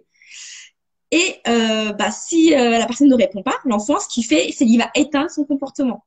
Ça aussi, c'est important de l'entendre, c'est-à-dire qu'il va tenter une fois, 2 fois, Il voit que cet adulte ne comprend pas quand je lui demande le pot. Et on peut faire même le parallèle avec la langue des signes. Si à la maison, on habitue à l'enfant à faire ça, et quand l'enfant il est à l'extérieur, il fait ça, personne ne comprend, il va se dire, j'arrête de faire ça. Mm. C'est logique, il comprend pas ma langue. Qu'on parle français, vietnamien, anglais ou arabe, il va savoir que cette personne ne comprend pas. Donc, il va arrêter de parler cette langue-là, ce langage-là. Du coup, langage même physique, etc. Je veux dire, pour demander le pot, il va arrêter et c'est pas grave. Il continuera de communiquer avec les personnes qui comprennent sa langue. Donc, ne pas se mettre, c'est une croyance limitante de se dire que si on fait à la maison, eh bien, dehors, ça sert à rien. Je veux dire, là, il y a beaucoup de mères qui doivent sûrement allaiter ou qui connaissent l'allaitement. C'est pas parce que, je veux dire, qu'on reprend le travail de ne pas allaiter à la demande de son enfant qu'on arrête le projet d'allaitement, peut-être aussi. Mm. Je sais pas ce que tu en penses, ce parallèle-là. Ouais, non, mais complètement. En fait, il faut se dire que l'enfant, il s'adapte à toutes les à toutes les situations, quoi. Il n'y a rien qui est figé, quoi. Je pense que, et c'est du coup aussi une bonne opportunité pour nous de travailler sur cette flexibilité-là, tant vis-à-vis de nous-mêmes que vis-à-vis du gamin, quoi. Ouais. Ah oui, totalement, oui, d'être flexible, déjà nous-mêmes, comme tu dis, et puis vis-à-vis de l'enfant. Et on lui permet ça. C'est vrai qu'on évite cette rigidité. Il y a beaucoup de questions autour de. Oui, Franchement, moi, je vous dis, lisez le livre de Rokia, vous aurez réponse à toutes les questions que j'ai vues passer. Mais vraiment, hein, par exemple, il y en oui. avait une, c'était en gros comment ça se passait, tu sais, genre il y a 600 ans, tu vois, il y a longtemps. Déjà, il Ah faut se oui. dire que toi, ça, tu l'expliques dans le livre, que finalement, les couches, le fait de se faire dessus, c'est extrêmement récent dans l'histoire de l'humanité. Il y a encore plein de cultures où ça se fait pas. Voilà, où les mamans, elles portent, elles ressentent, etc. Ça, tu l'expliques super bien dans ton livre.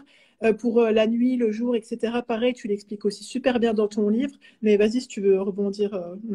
Après, c'est vrai, comme tu dis, il y a vraiment tout est écrit dans mon livre. Mais je vais peut-être faire le lien avec avec un peu le live. Tu sais, j'ai une maman qui me demande, ou un monsieur, je sais pas, qui me demande pour la nuit, pour les enfants qui font pipi au lit, faut-il les réveiller? Je voudrais quand même parler de l'expérience d'hygiène naturelle infantile la nuit. Dans le sens où c'était pas mon projet du tout. Je voulais pas, j'ai dit c'est bon, jusqu'au dodo, je donne le sein, ça me suffit. La nuit, je vais économiser. Mais tellement sa demande, elle était claire que c'était pas ni le sein, ni le sommeil qu'il voulait, ça l'empêchait de dormir, qui me regardait dans les yeux, il y a quelque chose, ça va pas. Il était vraiment tout petit, il devait avoir 5 mois, puisque à partir de 6 mois et quelques, il était diversifié, donc je l'amenais plus au lavabo. Donc même moi, quand je relis mes notes, je fais c'est pas possible. Et si que là, je me suis levée. Bah oui, on va se lever, je t'emmène au lavabo. Et il a fait pipi et ce sourire comme tu l'as raconté, de satisfaction, de soulagement, de maman, tu m'as compris, pardon, parce que c'est un petit garçon. Eh bien, pour moi, ça valait le fait que je me lève. Ça valait. Et en fait, j'ai remarqué que après le passage de la nuit, je l'ai pas mal vécu. Vraiment, je le dis parce que j'ai comparé avec, j'ai comparé avec ma première expérience où j'avais qu'une envie, c'est qu'il allait tout seul au pot la nuit. Sinon, si ça m'énervait, j'étais prête à lui remettre une couche avec mon grand. Je me dis non, c'est pas cohérent. Déjà, un truc dans mon cerveau qui dit c'est pas cohérent.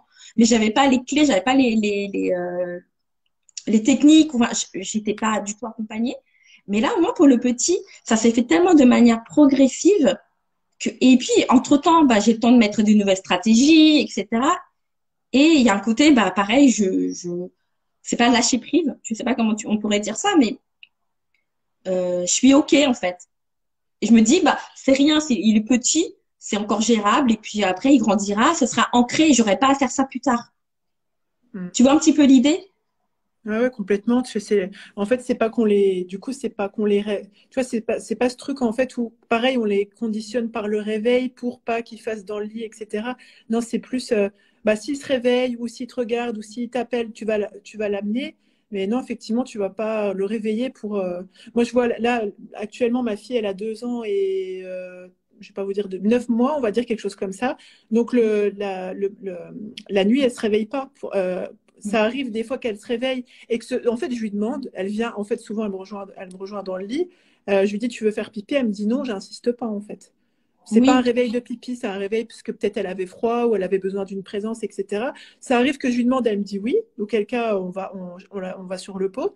Mais là, par contre, le jour, elle les signale tous, quoi. Il y a quasiment, enfin, c'est rare que ça, voilà, qu'il y a entre guillemets, j'aime pas ce terme-là, mais bon, un accident, ou alors comme tu disais tout à l'heure, parce qu'elle est à fond dans son jeu, voilà. voilà, il y a un truc qui fait que, mais pour dire que voilà, effectivement, l'expérience du jour et de la nuit, c'est complètement, pas différent, mais c'est deux expériences différentes. Et encore une fois, le but, c'est de trouver un compromis entre vous, Tout à fait. votre capacité à faire les choses, et parce que si vous avez quatre enfants en bas âge, oui, je vous souhaite pas de vous relever toutes les, enfin voilà, Ah, non.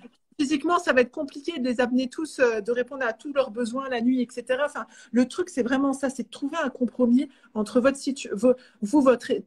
état, votre situation, les besoins de vos enfants. Enfin voilà, c'est pas de se mettre la pression sur une technique en particulier, Non, etc. du Quoi. tout.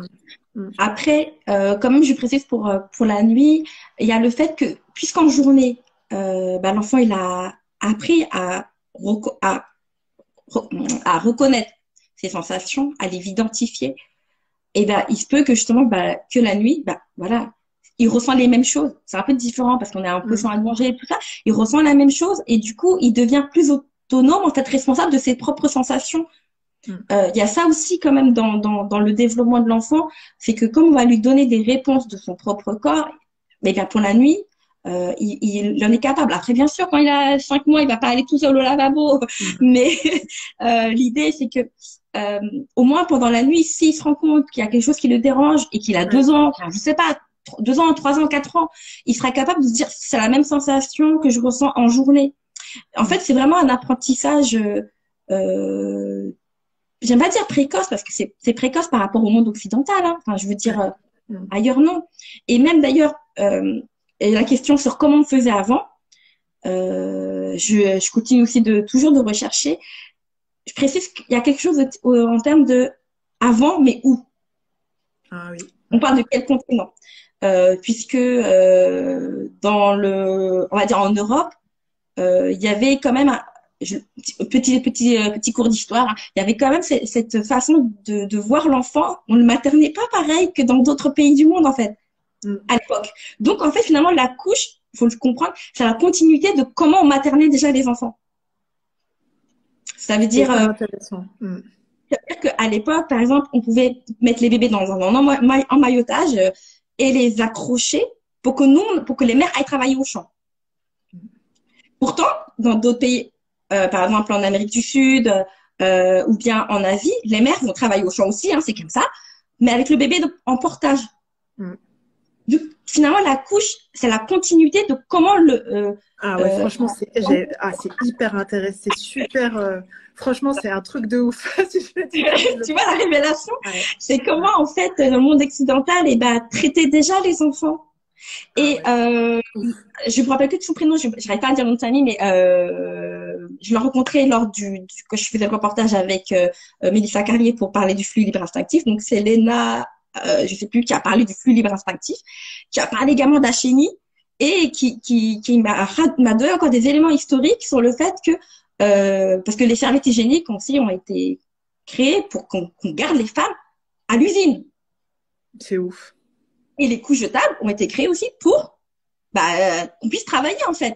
Mais ça n'a rien à voir par rapport au bien-être de l'enfant. On se fait arnaquer dans tous les côtés. Je le dis pas trop, Émilie, si je vais être financée pour des recherches. Désolée. Mais en fait, quand on découvre tout ça, on se dit, mais voilà, vraiment, comme coach lâcher prise, qui est une femme, j'ai vu tout à l'heure, il dit Sopranala, mais oui, en fait. Et donc, alors que dans les autres pays, on voit dans la culture, on parle oui de maternage, on allait, on porte. En fait, comme on continue, la chimie a continué en fait là-bas. Mm. Et même, je pense, je veux pas me tromper, mais enfin, je vais pas faire des fausses citations, mais on voit, il y a un hadith aussi dans lequel où en fait, il y a un enfant qui a fait pipi, qui tombé sur le sol, mais en fait, on l'a juste à l'eau, quoi. Ouais. C'est cool, c'est tout. Ça veut dire qu'à l'époque, s'il y avait une couche, elle devait être débordée. Alors, sinon, euh, Donc, rien que ça, on se dit, mais en fait, on doit être cool. On doit être serein vis-à-vis des déchets Mm. à ce moment-là. Donc voilà, au niveau historique, je sais que tu aimes beaucoup ça, Émilie. Donc voilà, Ah, grave. oui, vraiment de l'arnaque. Oui, et voilà. J'ai rien contre la couche, mais c'est plutôt dans le sens où comment c'est amené, Ah ouais, non, mais non, mais tout ce que ça psychologique. implique au niveau sociétal, au niveau du rôle de la femme, de comment elle prend son rôle, de ce qu'on attend d'elle et tout, c'est incroyable, quoi. Mm. Voilà, c'est ça. Est-ce que Ah ouais, j'ai franchement. répondu du coup? Je ne sais pas si la personne qui avait posé la question, elle est toujours là, mais c'est vrai que oui, c'est vrai, effectivement, il y a beaucoup de.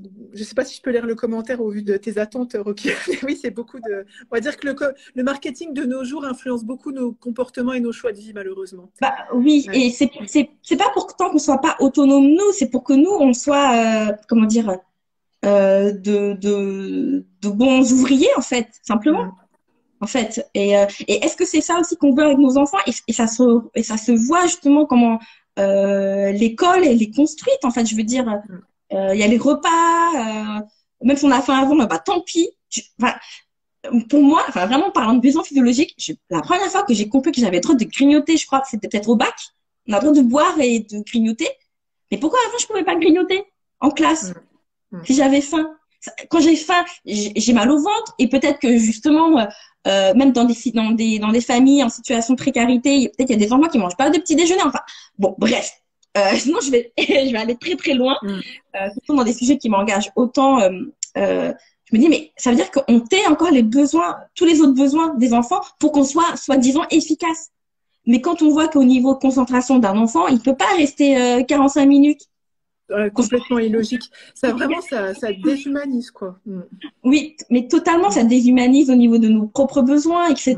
Donc, et je pense que ça se joue également sur comment on grandit en tant qu'adulte au niveau psychique, au niveau émotionnel aussi. On doit taire un peu nos Complètement. émotions, on doit taire nos pensées. On voit des fois qu'on peut pas s'exprimer. Il y a des codes, on peut pas parler avant, après. Enfin, bref. Ah ouais, non, mais c'est pour ça on vous disait, là, on part, excusez-moi encore, hein, du pipi et du caca, mais vous voyez à quel point la portée que ça a, en fait, c'est incroyable. Mm. Ouais. Quelque Je voulais chose d'aussi banal. Mm. Je voulais finir sur, toi, tu parlais de la douleur tout à l'heure, des expériences traumatisantes qu'on garde, l'histoire du Panari, etc. Moi, c'est ce que je vois et c'est ce que j'essaye de travailler avec les parents dans la réparation de Mhm. l'enfant. C'est-à-dire que quand l'enfant il a une expérience traumatisante, surtout au niveau des selles, parce qu'il a fait caca debout, parce il sait pas quelle position il fait, il a toujours fait comme ça, il a perdu le réflexe de se mettre en mode accroupi, ou peut-être qu'il l'a jamais Mm. fait, parce que Mm. voilà, il a expérimenté comme ça, il a gardé comme ça. Bon. Et du coup, il a des selles douloureuses dans la couche, il se force. Enfin bref, c'est pas du tout physiologique. On voulait en savoir plus. Voilà, tout est sur mon livre, dans le compte. Et après, quand le parent lui dit, viens, je te présente le pot, vous croyez qu'il a envie d'aller au pot? Pour lui, faire caca égale, ça me fait mal. Vous Ah voyez? ouais, Du ah ouais, coup, complètement. Mm. le parent, quand on travaille avec lui, je travaille avant même le pot, le réceptacle, je retravaille la réparation de la douleur. C'est-à-dire que l'enfant, il a pas confiance en fait même en son parent, parce que faire caca, ça fait mal. Donc en fait, il y a quelque chose qui doit être remis au niveau de la relation et que le parent, au lieu de dire non, ça fait pas mal ou je sais pas. En fait, dans la négation des émotions de l'enfant, bah oui, le parent pour accompagner son enfant, il va dire oui, je sais que ça te fait mal Mm. quand tu fais caca debout. Je vais t'aider, je vais te montrer comment faire pour que tu aies moins mal. Tu auras un peu moins mal. En fait, on va le rassurer. On n'est pas en train de lui dire que ça fait pas mal d'aller au pot. Il n'est pas capable, en fait, de passer d'un état à un autre. Du coup, en fait, tu vois, avant même de faire asseoir son enfant au pot, bah, je Ouais. travaille sur la La hauteur, prise en compte, la considération, c'est franchement, ça. c'est énorme. Et Mm. des fois, je travaille même sur un peu comme ce que je trouve un peu en EHPAD. Comme j'ai une expérience aussi en EHPAD, qui m'a vraiment fait réfléchir pour le livre aussi Hygiène naturelle infantile, qui fait que on va graduer la douleur. Ok, ça fait très très mal. D'accord, quand tu fais Mm. caca. Allez, si on change de position, tu vas voir, ça fait mal encore, mais peut-être un peu moins mal. Et en fait, l'enfant va un peu lâcher un petit peu. C'est-à-dire qu'en fait, il peut faire caca sans souffrir. Mais au début, il est pas capable de penser qu'il c'est possible. Ça fait des années qu'il fait caca debout et qu'il a mal. Oh, je suis désolée pour la. Je vais encore faire la comparaison, mais ça me fait trop penser à l'accouchement, ce que tu dis. Ah oui, Ouais, c'est que pareil, en fait, de manière générale, c'est vraiment ça, c'est que souffrir, c'est pas une fatalité. Tu peux changer de position, puis effectivement, on n'est pas forcément à l'hôpital en juin, je sais plus, à changer de position, mais qu'on n'est pas obligé de subir en fait. Et c'est vrai que là, comme tu dis, tu vois, le fait de lui montrer qu'il est pas, il y a des alternatives, qu'il n'est pas obligé de subir, etc. Mais il faut se dire, ça déclenche tout un tas de choses au niveau psychologique, émotionnel, etc. C'est énorme parce que nous, on voit après les adultes qui n'ont pas eu tout ça. Ils travaillent avec nous après pour pouvoir passer ces périodes. Mais franchement, c'est incroyable, quoi. Ouais, c'est vraiment, c'est tellement profond, en fait. Les mots m'en manquent. Mm. oui. Enfin, on se rend compte que la construction de l'adulte en devenir, ça commence très petit, mais je rassure quand même, hein, c'est pas parce qu'on n'a pas fait les jeux naturels infantiles que Oui. l'enfant il sera pas. Moi, j'ai pas eu l'hygiène naturelle infantile. Hein. Moi, je suis un bébé pampère, c'est un bébé biberon, hein, je vous le dis. Donc, j'ai bien grandi euh, et peut-être pour finir, tu sais, comme c'est un peu même la fin de mon livre, et puis ça fait partie même des accompagnements. Enfin voilà, moi j'ai été suivie par Émilie. Je précise, j'ai aucun, comment dire, j'aime pas le terme honte, hein, il y a rien à voir en fait avec la honte, hein. Mais voilà, j'assume totalement. Et je me rappelle en fait de toute cette réflexion. En fait, je me rappelle, on faisait beaucoup de parallèles avec bah, moi et puis mon livre en même temps. Enfin, moi je me rappelle très très bien. Où en fait, je disais mais que est-ce qu'il y a une forme de culpabilité aussi? Parce que du coup, moi je réalise. Ah oui, je précise que j'ai réalisé que finalement l'hygiène naturelle infantile c'était aussi une pratique bah, de mon pays d'origine. Et l'allaitement aussi. Enfin, bref, je me dis, Pareil, mais fascinant. Le retour à l'identité. voilà, c'est ça. Et Ah je ouais, me dis, franchement, c'est fascinant. Mm. mais pourquoi moi, j'ai pas eu ça? Après, j'ai compris, voilà, ma mère, première génération d'immigrés, enfin, voilà, je reconstruis tout à fait mon Mm. histoire. Mais je me dis, mais c'est pas parce que je vais faire autrement que je suis en train de dénigrer ma propre mère. Mm. Mm. Mm. Tu vois ce que, enfin, je me Ah, rappelle tout ça, il y a préparation. beaucoup, beaucoup de ça dans les choix de parentalité, Oui. complètement. Voilà, c'est pas parce que je fais différemment que je suis en train de la dénigrer, que je suis en train de dire qu'elle a été une mauvaise mère, ni rien. C'est sa propre vie, ses circonstances.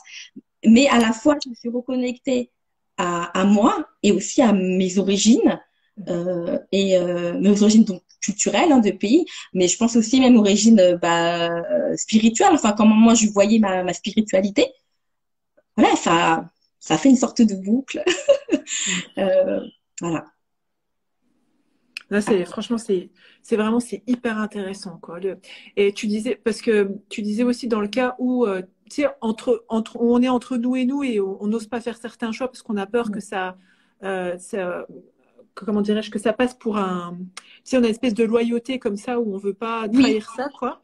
Mais des fois, ça peut venir des parents aussi, c'est qu'ils nous voient faire autre chose et sans, oui, entre guillemets, remis en question ou menacés, si je peux dire ça comme ça, par notre pratique. Et là, bon, bah, c'est vrai que c'est de venir chercher cette bienveillance en nous et cette pédagogie pour leur expliquer que c'est nos choix, que ça n'a rien à voir avec eux. Enfin, voilà, de pouvoir s'y attendre sans forcément se sentir rabaissé ou pas soutenu dans la démarche, quoi. C'est que des fois, ben, faut accompagner aussi entre guillemets le rechangement ou la retransition, de se dire bon ben voilà, eux ils n'ont pas tous les outils forcément que nous on a, ils ont eu leur contexte, etc. Et du coup bah faut venir accompagner aussi les rassurer, les aider à comprendre et puis à embarquer s'ils ont envie de le faire, quoi. oui, voilà. Après, comme on dit, il n'y a pas d'obligation. Après, si nous, des fois, on a pris un temps de, de déconstruction, ben voilà, clairement, enfin, la couche est une construction hein, sociale, et il faut après se reconstruire derrière. On ne peut pas demander à tout le monde. Ça aussi, Mm. cette bienveillance avec notre entourage, se dire, bah, chacun on est là où il en est, et puis nous, on avance, en fait, on s'affirme, on sait ce qu'on fait. Euh, voilà. Ouais, c'est des fois, c'est de sortir un peu de la posture égocentrique, c'est que c'est pas contre nous, C'est juste Non. une incompréhension, on va dire, contextuelle. Et bon, après, d'ailleurs, on sait que l'enfance, c'est une période charnière pour sortir de la posture égocentrique, justement. Donc, d'où l'intérêt de s'investir, quoi. Mais voilà, des fois, voilà, l'idée, c'est de prendre du recul en se disant, OK, c'est pas contre moi, c'est que euh, c'est juste pas compris parce qu'ils n'ont pas les billes pour comprendre, quoi. Et du coup, ben, de prendre le temps, voilà, de la bienveillance, de la mettre là aussi, quoi. Mm. Et accepter que, tout à l'heure, on disait, on s'est fait avoir, c'est une arnaque, mais accepter que on vit justement dans une société où ça a été construit dans ce Mm. sens-là. Et soit on a envie de combattre, etc., et de se révolter, voilà, sur Internet, dans notre entourage, de faire réveiller les consciences si on a envie, mais si on ne veut pas, c'est pas grave. En fait, Mm. on peut Mm. très bien, on va dire déjà juste s'occuper de soi, c'est déjà énorme, déjà prendre en compte ses propres besoins, ses limites aussi. Comme je précise que cette partie-là, elle a été mise dans mon livre qui est sorti maintenant, enfin voilà, il est sorti en 2021. Et pourtant, c'est que comme très récemment que je décide un peu de parler de moi, que de parler un peu de ces aspects un peu plus politiques, engageants sur mon compte, parce que voilà, il y avait aussi ce travail d'affirmation de soi, voilà, qui est progressif. Il y a eu des moments où je me suis dit quand même, j'aimerais bien en parler, mais je me sentais pas encore, tu vois, des fois les épaules pour. Mm. Mm. Je me dis, voilà, et petit à petit, bah, quand je serai prête, et ben, j'en parlerai plus tard haute voix. Et les personnes qui lisent mon livre, ils ont vraiment accès à cette partie de moi, en fait, où Mm. voilà, où je dénonce l'arnaque, l'histoire de la couche, etc. Il n'y a pas de problème, parce que c'est un livre et j'ai pas de retour immédiat. Ça aussi, tu vois, Mm. dans ma construction en tant que femme, en tant que personne, en tant que professionnelle, j'avais encore besoin de peut-être de plus d'expérience clinique. Pourquoi pas plus d'expérience en tant que oratrice, ou je sais pas, tu vois. J'avais besoin de ça pour être plus sûre de moi et en parler de sujets un peu plus délicats. Ce live, j'aurais jamais pu le faire il y a un an, par exemple, avec toi, Émilie.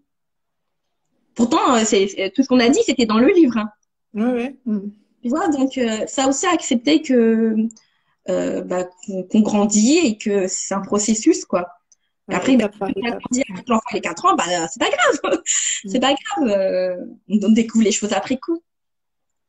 Ouais, il faut se dire, ouais, c'est vraiment ça, c'est étape par étape, quoi. Un temps, dans notre affirmation en tant que personne, en tant que maman, enfin, vis-à-vis de nous-mêmes, vis-à-vis des autres, et c'est un peu aussi l'expérience du HNI, c'est qu'il y a rien qui presse en fait. C'est que chacun, on y va à son rythme, au rythme de l'enfant, et c'est Tout à ça qui fait. compte en fait. C'est pas le fait que il fait rien dans la couche ou il n'y a pas d'accident, ou c'est pas le fait qu'on se loupe pas qui prouve qu'on n'est pas en train d'évoluer en fait. Mm. Exactement. C'est vraiment avec l'enfant, c'est ça qui est chouette. Par exemple, même dans mes idées, je pensais que ça y est, une fois qu'il va aux toilettes, j'en parlerai plus. Bah, en fait, il a beau avoir 4 ans, il y a des moments, bah, je vois qu'il est un peu limité peut-être dans certains mouvements, certains gestes. Bah, je lui apprends à faire autrement. Voilà, je me dis bah oui, bah je lui apprends. Bah, par exemple, j'ai mis les toilettes à la japonaise, par exemple. Parce que je trouvais que la bouteille ou le jet d'eau, voilà, pour se Mhm. laver, c'était pas la petite douchette, c'était pas pour lui en fait. Et j'aurais pu justement bah, m'impatienter, on va dire un petit peu comme la Rocky Adamo qui comprend pas. Et je me dis mais en fait non, il en est pas capable encore à ce moment-là, bah je vais l'aider. Et d'autres enfants, ils sont totalement capables, ils grimpent, ils arrivent à très bien gérer la bouteille. Et bah grand bien leur face, comme on dit. Mais tu sais, on se rend pas compte comme ça, mais ce que tu viens de décrire, tu vois, en termes de mécanisme psychologique, de passer du je me sens acculé ou je me sens persécuté à Ouais. je me mets en mode, on partait de mindset, d'état d'esprit, de caractère à je suis proactive, ça demande tout un tas d'étapes, enfin, tu vois, de maturité, enfin, si je peux dire ça comme ça, au préalable, quoi. Et ça, c'est pour ça que moi, je me suis spécialisée dans ça, tu vois, dans le mindset et dans la gestion des émotions, parce que, ben, en fait, ça nous, t'as vu comment, du coup, tu vis les choses. Là où tu aurais pu te sentir, entre guillemets, persécutée et rabaissée en tant que femme, eh ben là, tu poses en mode, je trouve ça trop beau, tu es en mode responsable, proactive, confiante, tu sais, hop, action, réaction, ça, c'est génial, ça. Mm. Oui, oui, oui. C'est vrai. Et comme je dis, bah, l'hygiène naturelle infantile, ça s'arrête pas, hein. Ça s'arrête pas qu'il va aux toilettes. Donc voilà, il y a encore toujours des étapes. D'ailleurs, je pense que je vais bientôt faire une vidéo. Je l'ai pas encore installée, la petite lunette des toilettes. Je sais pas si vous avez vu la petite vidéo où j'ai trouvé une lunette de toilette avec la petite lunette. C'est pour les enfants. Je me suis demandé, est-ce que ça vaut le coup encore? Il est quand même grand, etc. Voilà, je pèse le pour et le contre, mais je me dis, ok, bah Mais pourquoi pas, je vais en fait. suivre mon enfant. Voilà, bah pourquoi pas? Si Ouais, c'est pas pour ouais. lui, ce sera pour d'autres enfants. Enfin, j'en sais rien. Mais je me suis dit, bah ouais, que je le fais. Voilà, j'avais pas ça avant. J'en profite et je pense que finalement les toilettes c'était la pièce la plus adaptée dans ma maison, quoi. Et la salle de bain avec un petit rallonge de robinet. Enfin, je crois que c'est la pièce la plus adaptée. Et pour vous dire que pareil, moi je suis ok. Je regarde là, je regarde ma table à manger. Je me dis, bah, en fait, c'est vrai que j'ai pas mis de chaise assez haute pour le petit ou de réhausseur pour la chaise parce que c'est pas très beau. D'accord, j'aime pas trop. Et ben, je suis d'accord avec ça. Je suis maman, je suis psychomotricienne et je dis, en salle de psychomotricité, j'ai tout le matériel, on va dire, adapté. Et là, bon, c'est pas grave. En fait, je suis OK, avec ça. Tu vois, ce côté aussi, on peut pas être sur tous les fronts. Non. Moi, j'ai eu besoin d'avoir un petit plaisir visuel, on va dire décoratif. Et ben, c'est pas grave. Il apprendra à manger, voilà, sur une chaise d'adulte. Et finalement, il s'en sort très bien aussi. Parce que tu vois, Tu t'en vois? fais pas une affaire personnelle, en fait. C'est que c'est pas une affaire d'ego, quoi. Mm. Exactement. Mm. Moi, j'aime bien, c'est ça, c'est pas une affaire d'ego, c'est parce que je préfère le dire parce que peut-être que des fois les gens, par rapport à nos métiers, ils s'imaginent qu'on a entre guillemets que tout est presque Au carré. parfait, au carré, Ouais, adapté. ouais. Ouais, ouais. Pas du tout, hein. Pas du tout. Certains Ah non, c'est endroits, clair. Mm. j'investis certaines zones et d'autres pas. Et il y a des moments, voilà, je suis OK dans certaines formes d'autonomie et d'autres, bah, c'est pas grave. Et c'est cool. De toute façon, t'auras beau mettre peut-être une chaise haute, bah ton gamin il préférera se mettre à genoux sur la chaise, puis il t'en fera rien de ta chaise haute. Donc, Voilà, c'est ça. ouais, c'est vraiment enfin, écouter son enfant, ses besoins, les besoins de son enfant et la flexibilité. Mm. C'est, c'est vraiment si on peut terminer là-dessus. Enfin, si toi, si tu as envie de me dire un mot Oui, de la fin, parce que mine Arnaud. de rien, ça fait 1h30 qu'on est là. Ouais, c'est ça. Ouais. C'est ça. Mais j'ai pas l'heure qui s'affiche, alors faut que je regarde ailleurs pour voir. Ouais, il est 1h30. Mais en tout cas, franchement, moi, j'ai passé un super moment de parler de ça avec toi. Ça fait longtemps que j'en avais pas parlé avec toi et c'est toujours un sujet, enfin voilà, entre guillemets, c'est bizarre de dire ça, mais qui me passionne parce que au-delà, voilà, de l'aspect élimination, bah, il y a toute la portée que ça a en fait psychologiquement, émotionnellement, physiologiquement. T'en parles aussi beaucoup dans ton livre et puis même sociétal, on l'a vu en fait. Aujourd'hui, quoi. Du coup, franchement, moi, de mon côté, vraiment, comme je te disais au tout début, c'est que je conseille. Souvent, on me demande, oui, t'as pas des lectures. Franchement, je m'aventure pas trop à conseiller des livres déjà que j'ai pas lus. Et puis des fois, tu as des livres où tu trouves des choses bien, puis des choses, entre guillemets, où je trouve moins bien, du coup, je les conseille pas. Mais ton livre, j'y vais les yeux fermés, quoi. Tout le temps, je recommande, parce que en tant que parent, même si on n'est pas intéressé, entre guillemets, ou on se croit pas intéressé par l'hygiène naturelle infantile, ben, on va apprendre énormément de choses sur le développement de la physiologie de l'enfance, ben, tu vois, d'un point de vue historique et tout, t'expliques des choses et tout. Franchement, c'est voilà. Donc vraiment, moi, je conseille le livre. Vous conseille le livre de Rokia pour pouvoir approfondir votre expérience parentale ou même, on dit parentale, mais en fait, ça peut être une grand-mère, un grand-père, une tata, un tonton qui a envie de comprendre les choses, quoi, en fait, Oui, finalement. c'est ça, hein. C'est pas juste pour les parents, en effet. Même en tant que professionnel aussi, hein. Donc, si vous accompagnez les enfants, vous accompagnez les mamans aussi, ou les papas, pour d'autres problématiques, finalement. On peut faire facilement des liens et puis c'est toujours bien, comment dire, c'est toujours intéressant de faire tous ces liens-là. Dans mon livre, il y a beaucoup de pages, hein, quand même. C'est Oui, pas juste un. c'est un guide. Ouais, c'est vraiment un gros. Excusez-moi, je vais dire une Bible, mais oui, c'est un bon. Si tu veux lire aussi, énoncer le titre, tu sais, pour les personnes qui voient pas, qui vont peut-être écouter comme ça. Donc voilà, l'hygiène naturelle infantile, se passer des couches dès la naissance, le grand livre. Ah, c'est vrai qu'ils avaient appelé ça. Alors c'est Rokia, RokyahOsen, Hosen. Voilà. Parce qu'on le voit à l'envers, c'est pour ça que j'ai fait du Ah oui, déchiffrage. Et voilà, une fois qu'on a le prénom, on googleise, hein, on fait tout ça. Ben, on peut s'arrêter ici. Alors moi de mon côté, Oui. je vous fais, voilà, si vous avez du coup, j'organise un challenge à partir du 23 janvier, donc que vous pouvez retrouver en lien bio de @mapsy en ligne chez moi ou de @Émilie-Antoine. Donc c'est une semaine de coaching qui est offerte à l'occasion de l'ouverture de mon programme signature, on va dire, de coaching qui s'appelle le Bootcamp Mapsy Campus. Donc là, pendant une semaine, vous avez l'opportunité d'être coaché gratuitement à l'occasion de 5 jours pour apprendre à se traiter en première classe. Donc, du coup, qu'est-ce que ça donne? Tous les jours, je serai en live sur un groupe privé réservé aux femmes où je ferai une petite leçon du jour, si je peux dire ça comme ça, avec un exercice concret pour que vous puissiez commencer à débloquer, à analyser, à connecter, du coup, c'est clair, à vos besoins et travailler ce que vous avez besoin de travailler pour être des femmes plus confiantes, plus sereines, plus épanouies. Vous pouvez du coup vous inscrire sur mapsyonlinechez-moi.fr/challenge. Alors, tout le monde est accepté. Dès lors que je commence à voir si on a été accepté au coaching. Vous êtes toutes acceptées. J'ai envoyé un mail ce matin pour expliquer un peu les modalités du challenge. Après, si vous pensez que ça n'a pas fonctionné, vous pouvez nous contacter sur WhatsApp au 07 81 11 64 11 et on s'assurera que vous avez bien été inscrite au challenge. C'était un plaisir. C'était génial. Merci beaucoup. Franchement, c'était génial pour nous aussi. En tout cas, pour moi, Rokia, je ne vais pas parler à ta place. Ok. Bon, alors, du coup, on va mettre fin au live.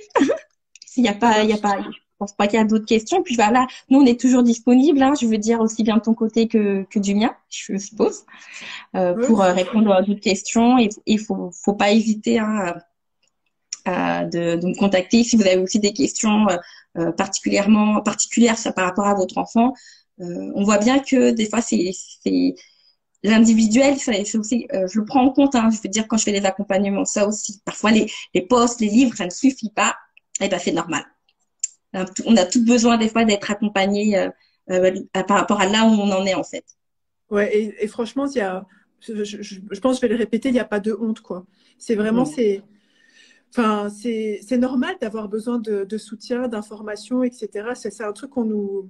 Parce que, alors, chez Mapsy en ligne chez moi, on propose du coaching, on propose aussi des consultations individuelles avec mes collègues, notamment Samia Lazare et Dilem Assas. Et ça, c'est vrai que c'est souvent un frein, tu vois, à se faire accompagner tant avec des psychologues qu'avec toi, tu vois, en accompagnement. C'est qu'on se dit, tiens, si je fais appel à l'extérieur, c'est que ça prouve que je suis pas capable en tant que personne. Non, personne n'est né avec la science infuse, c'est normal d'avoir besoin d'être soutenu. Puis comme on le disait tout à l'heure, des fois le contexte sociétal, familial, etc. fait que on n'a pas ces ressources-là à disposition. Et du coup, franchement, moi je dis merci Internet maintenant parce que tu peux tout trouver. Donc voilà. Franchement, allez-y parce que ça soulage tellement d'être accompagné, ça fait gagner du temps et puis ça fait grandir, quoi, tout simplement. Je te laisse couper le live, Rokia. Bon, alors, merci, au revoir. J'ai du mal. Bonne journée. On est vendredi, bon week-end, prenez soin de vous. Merci, Rokia, et puis à bientôt.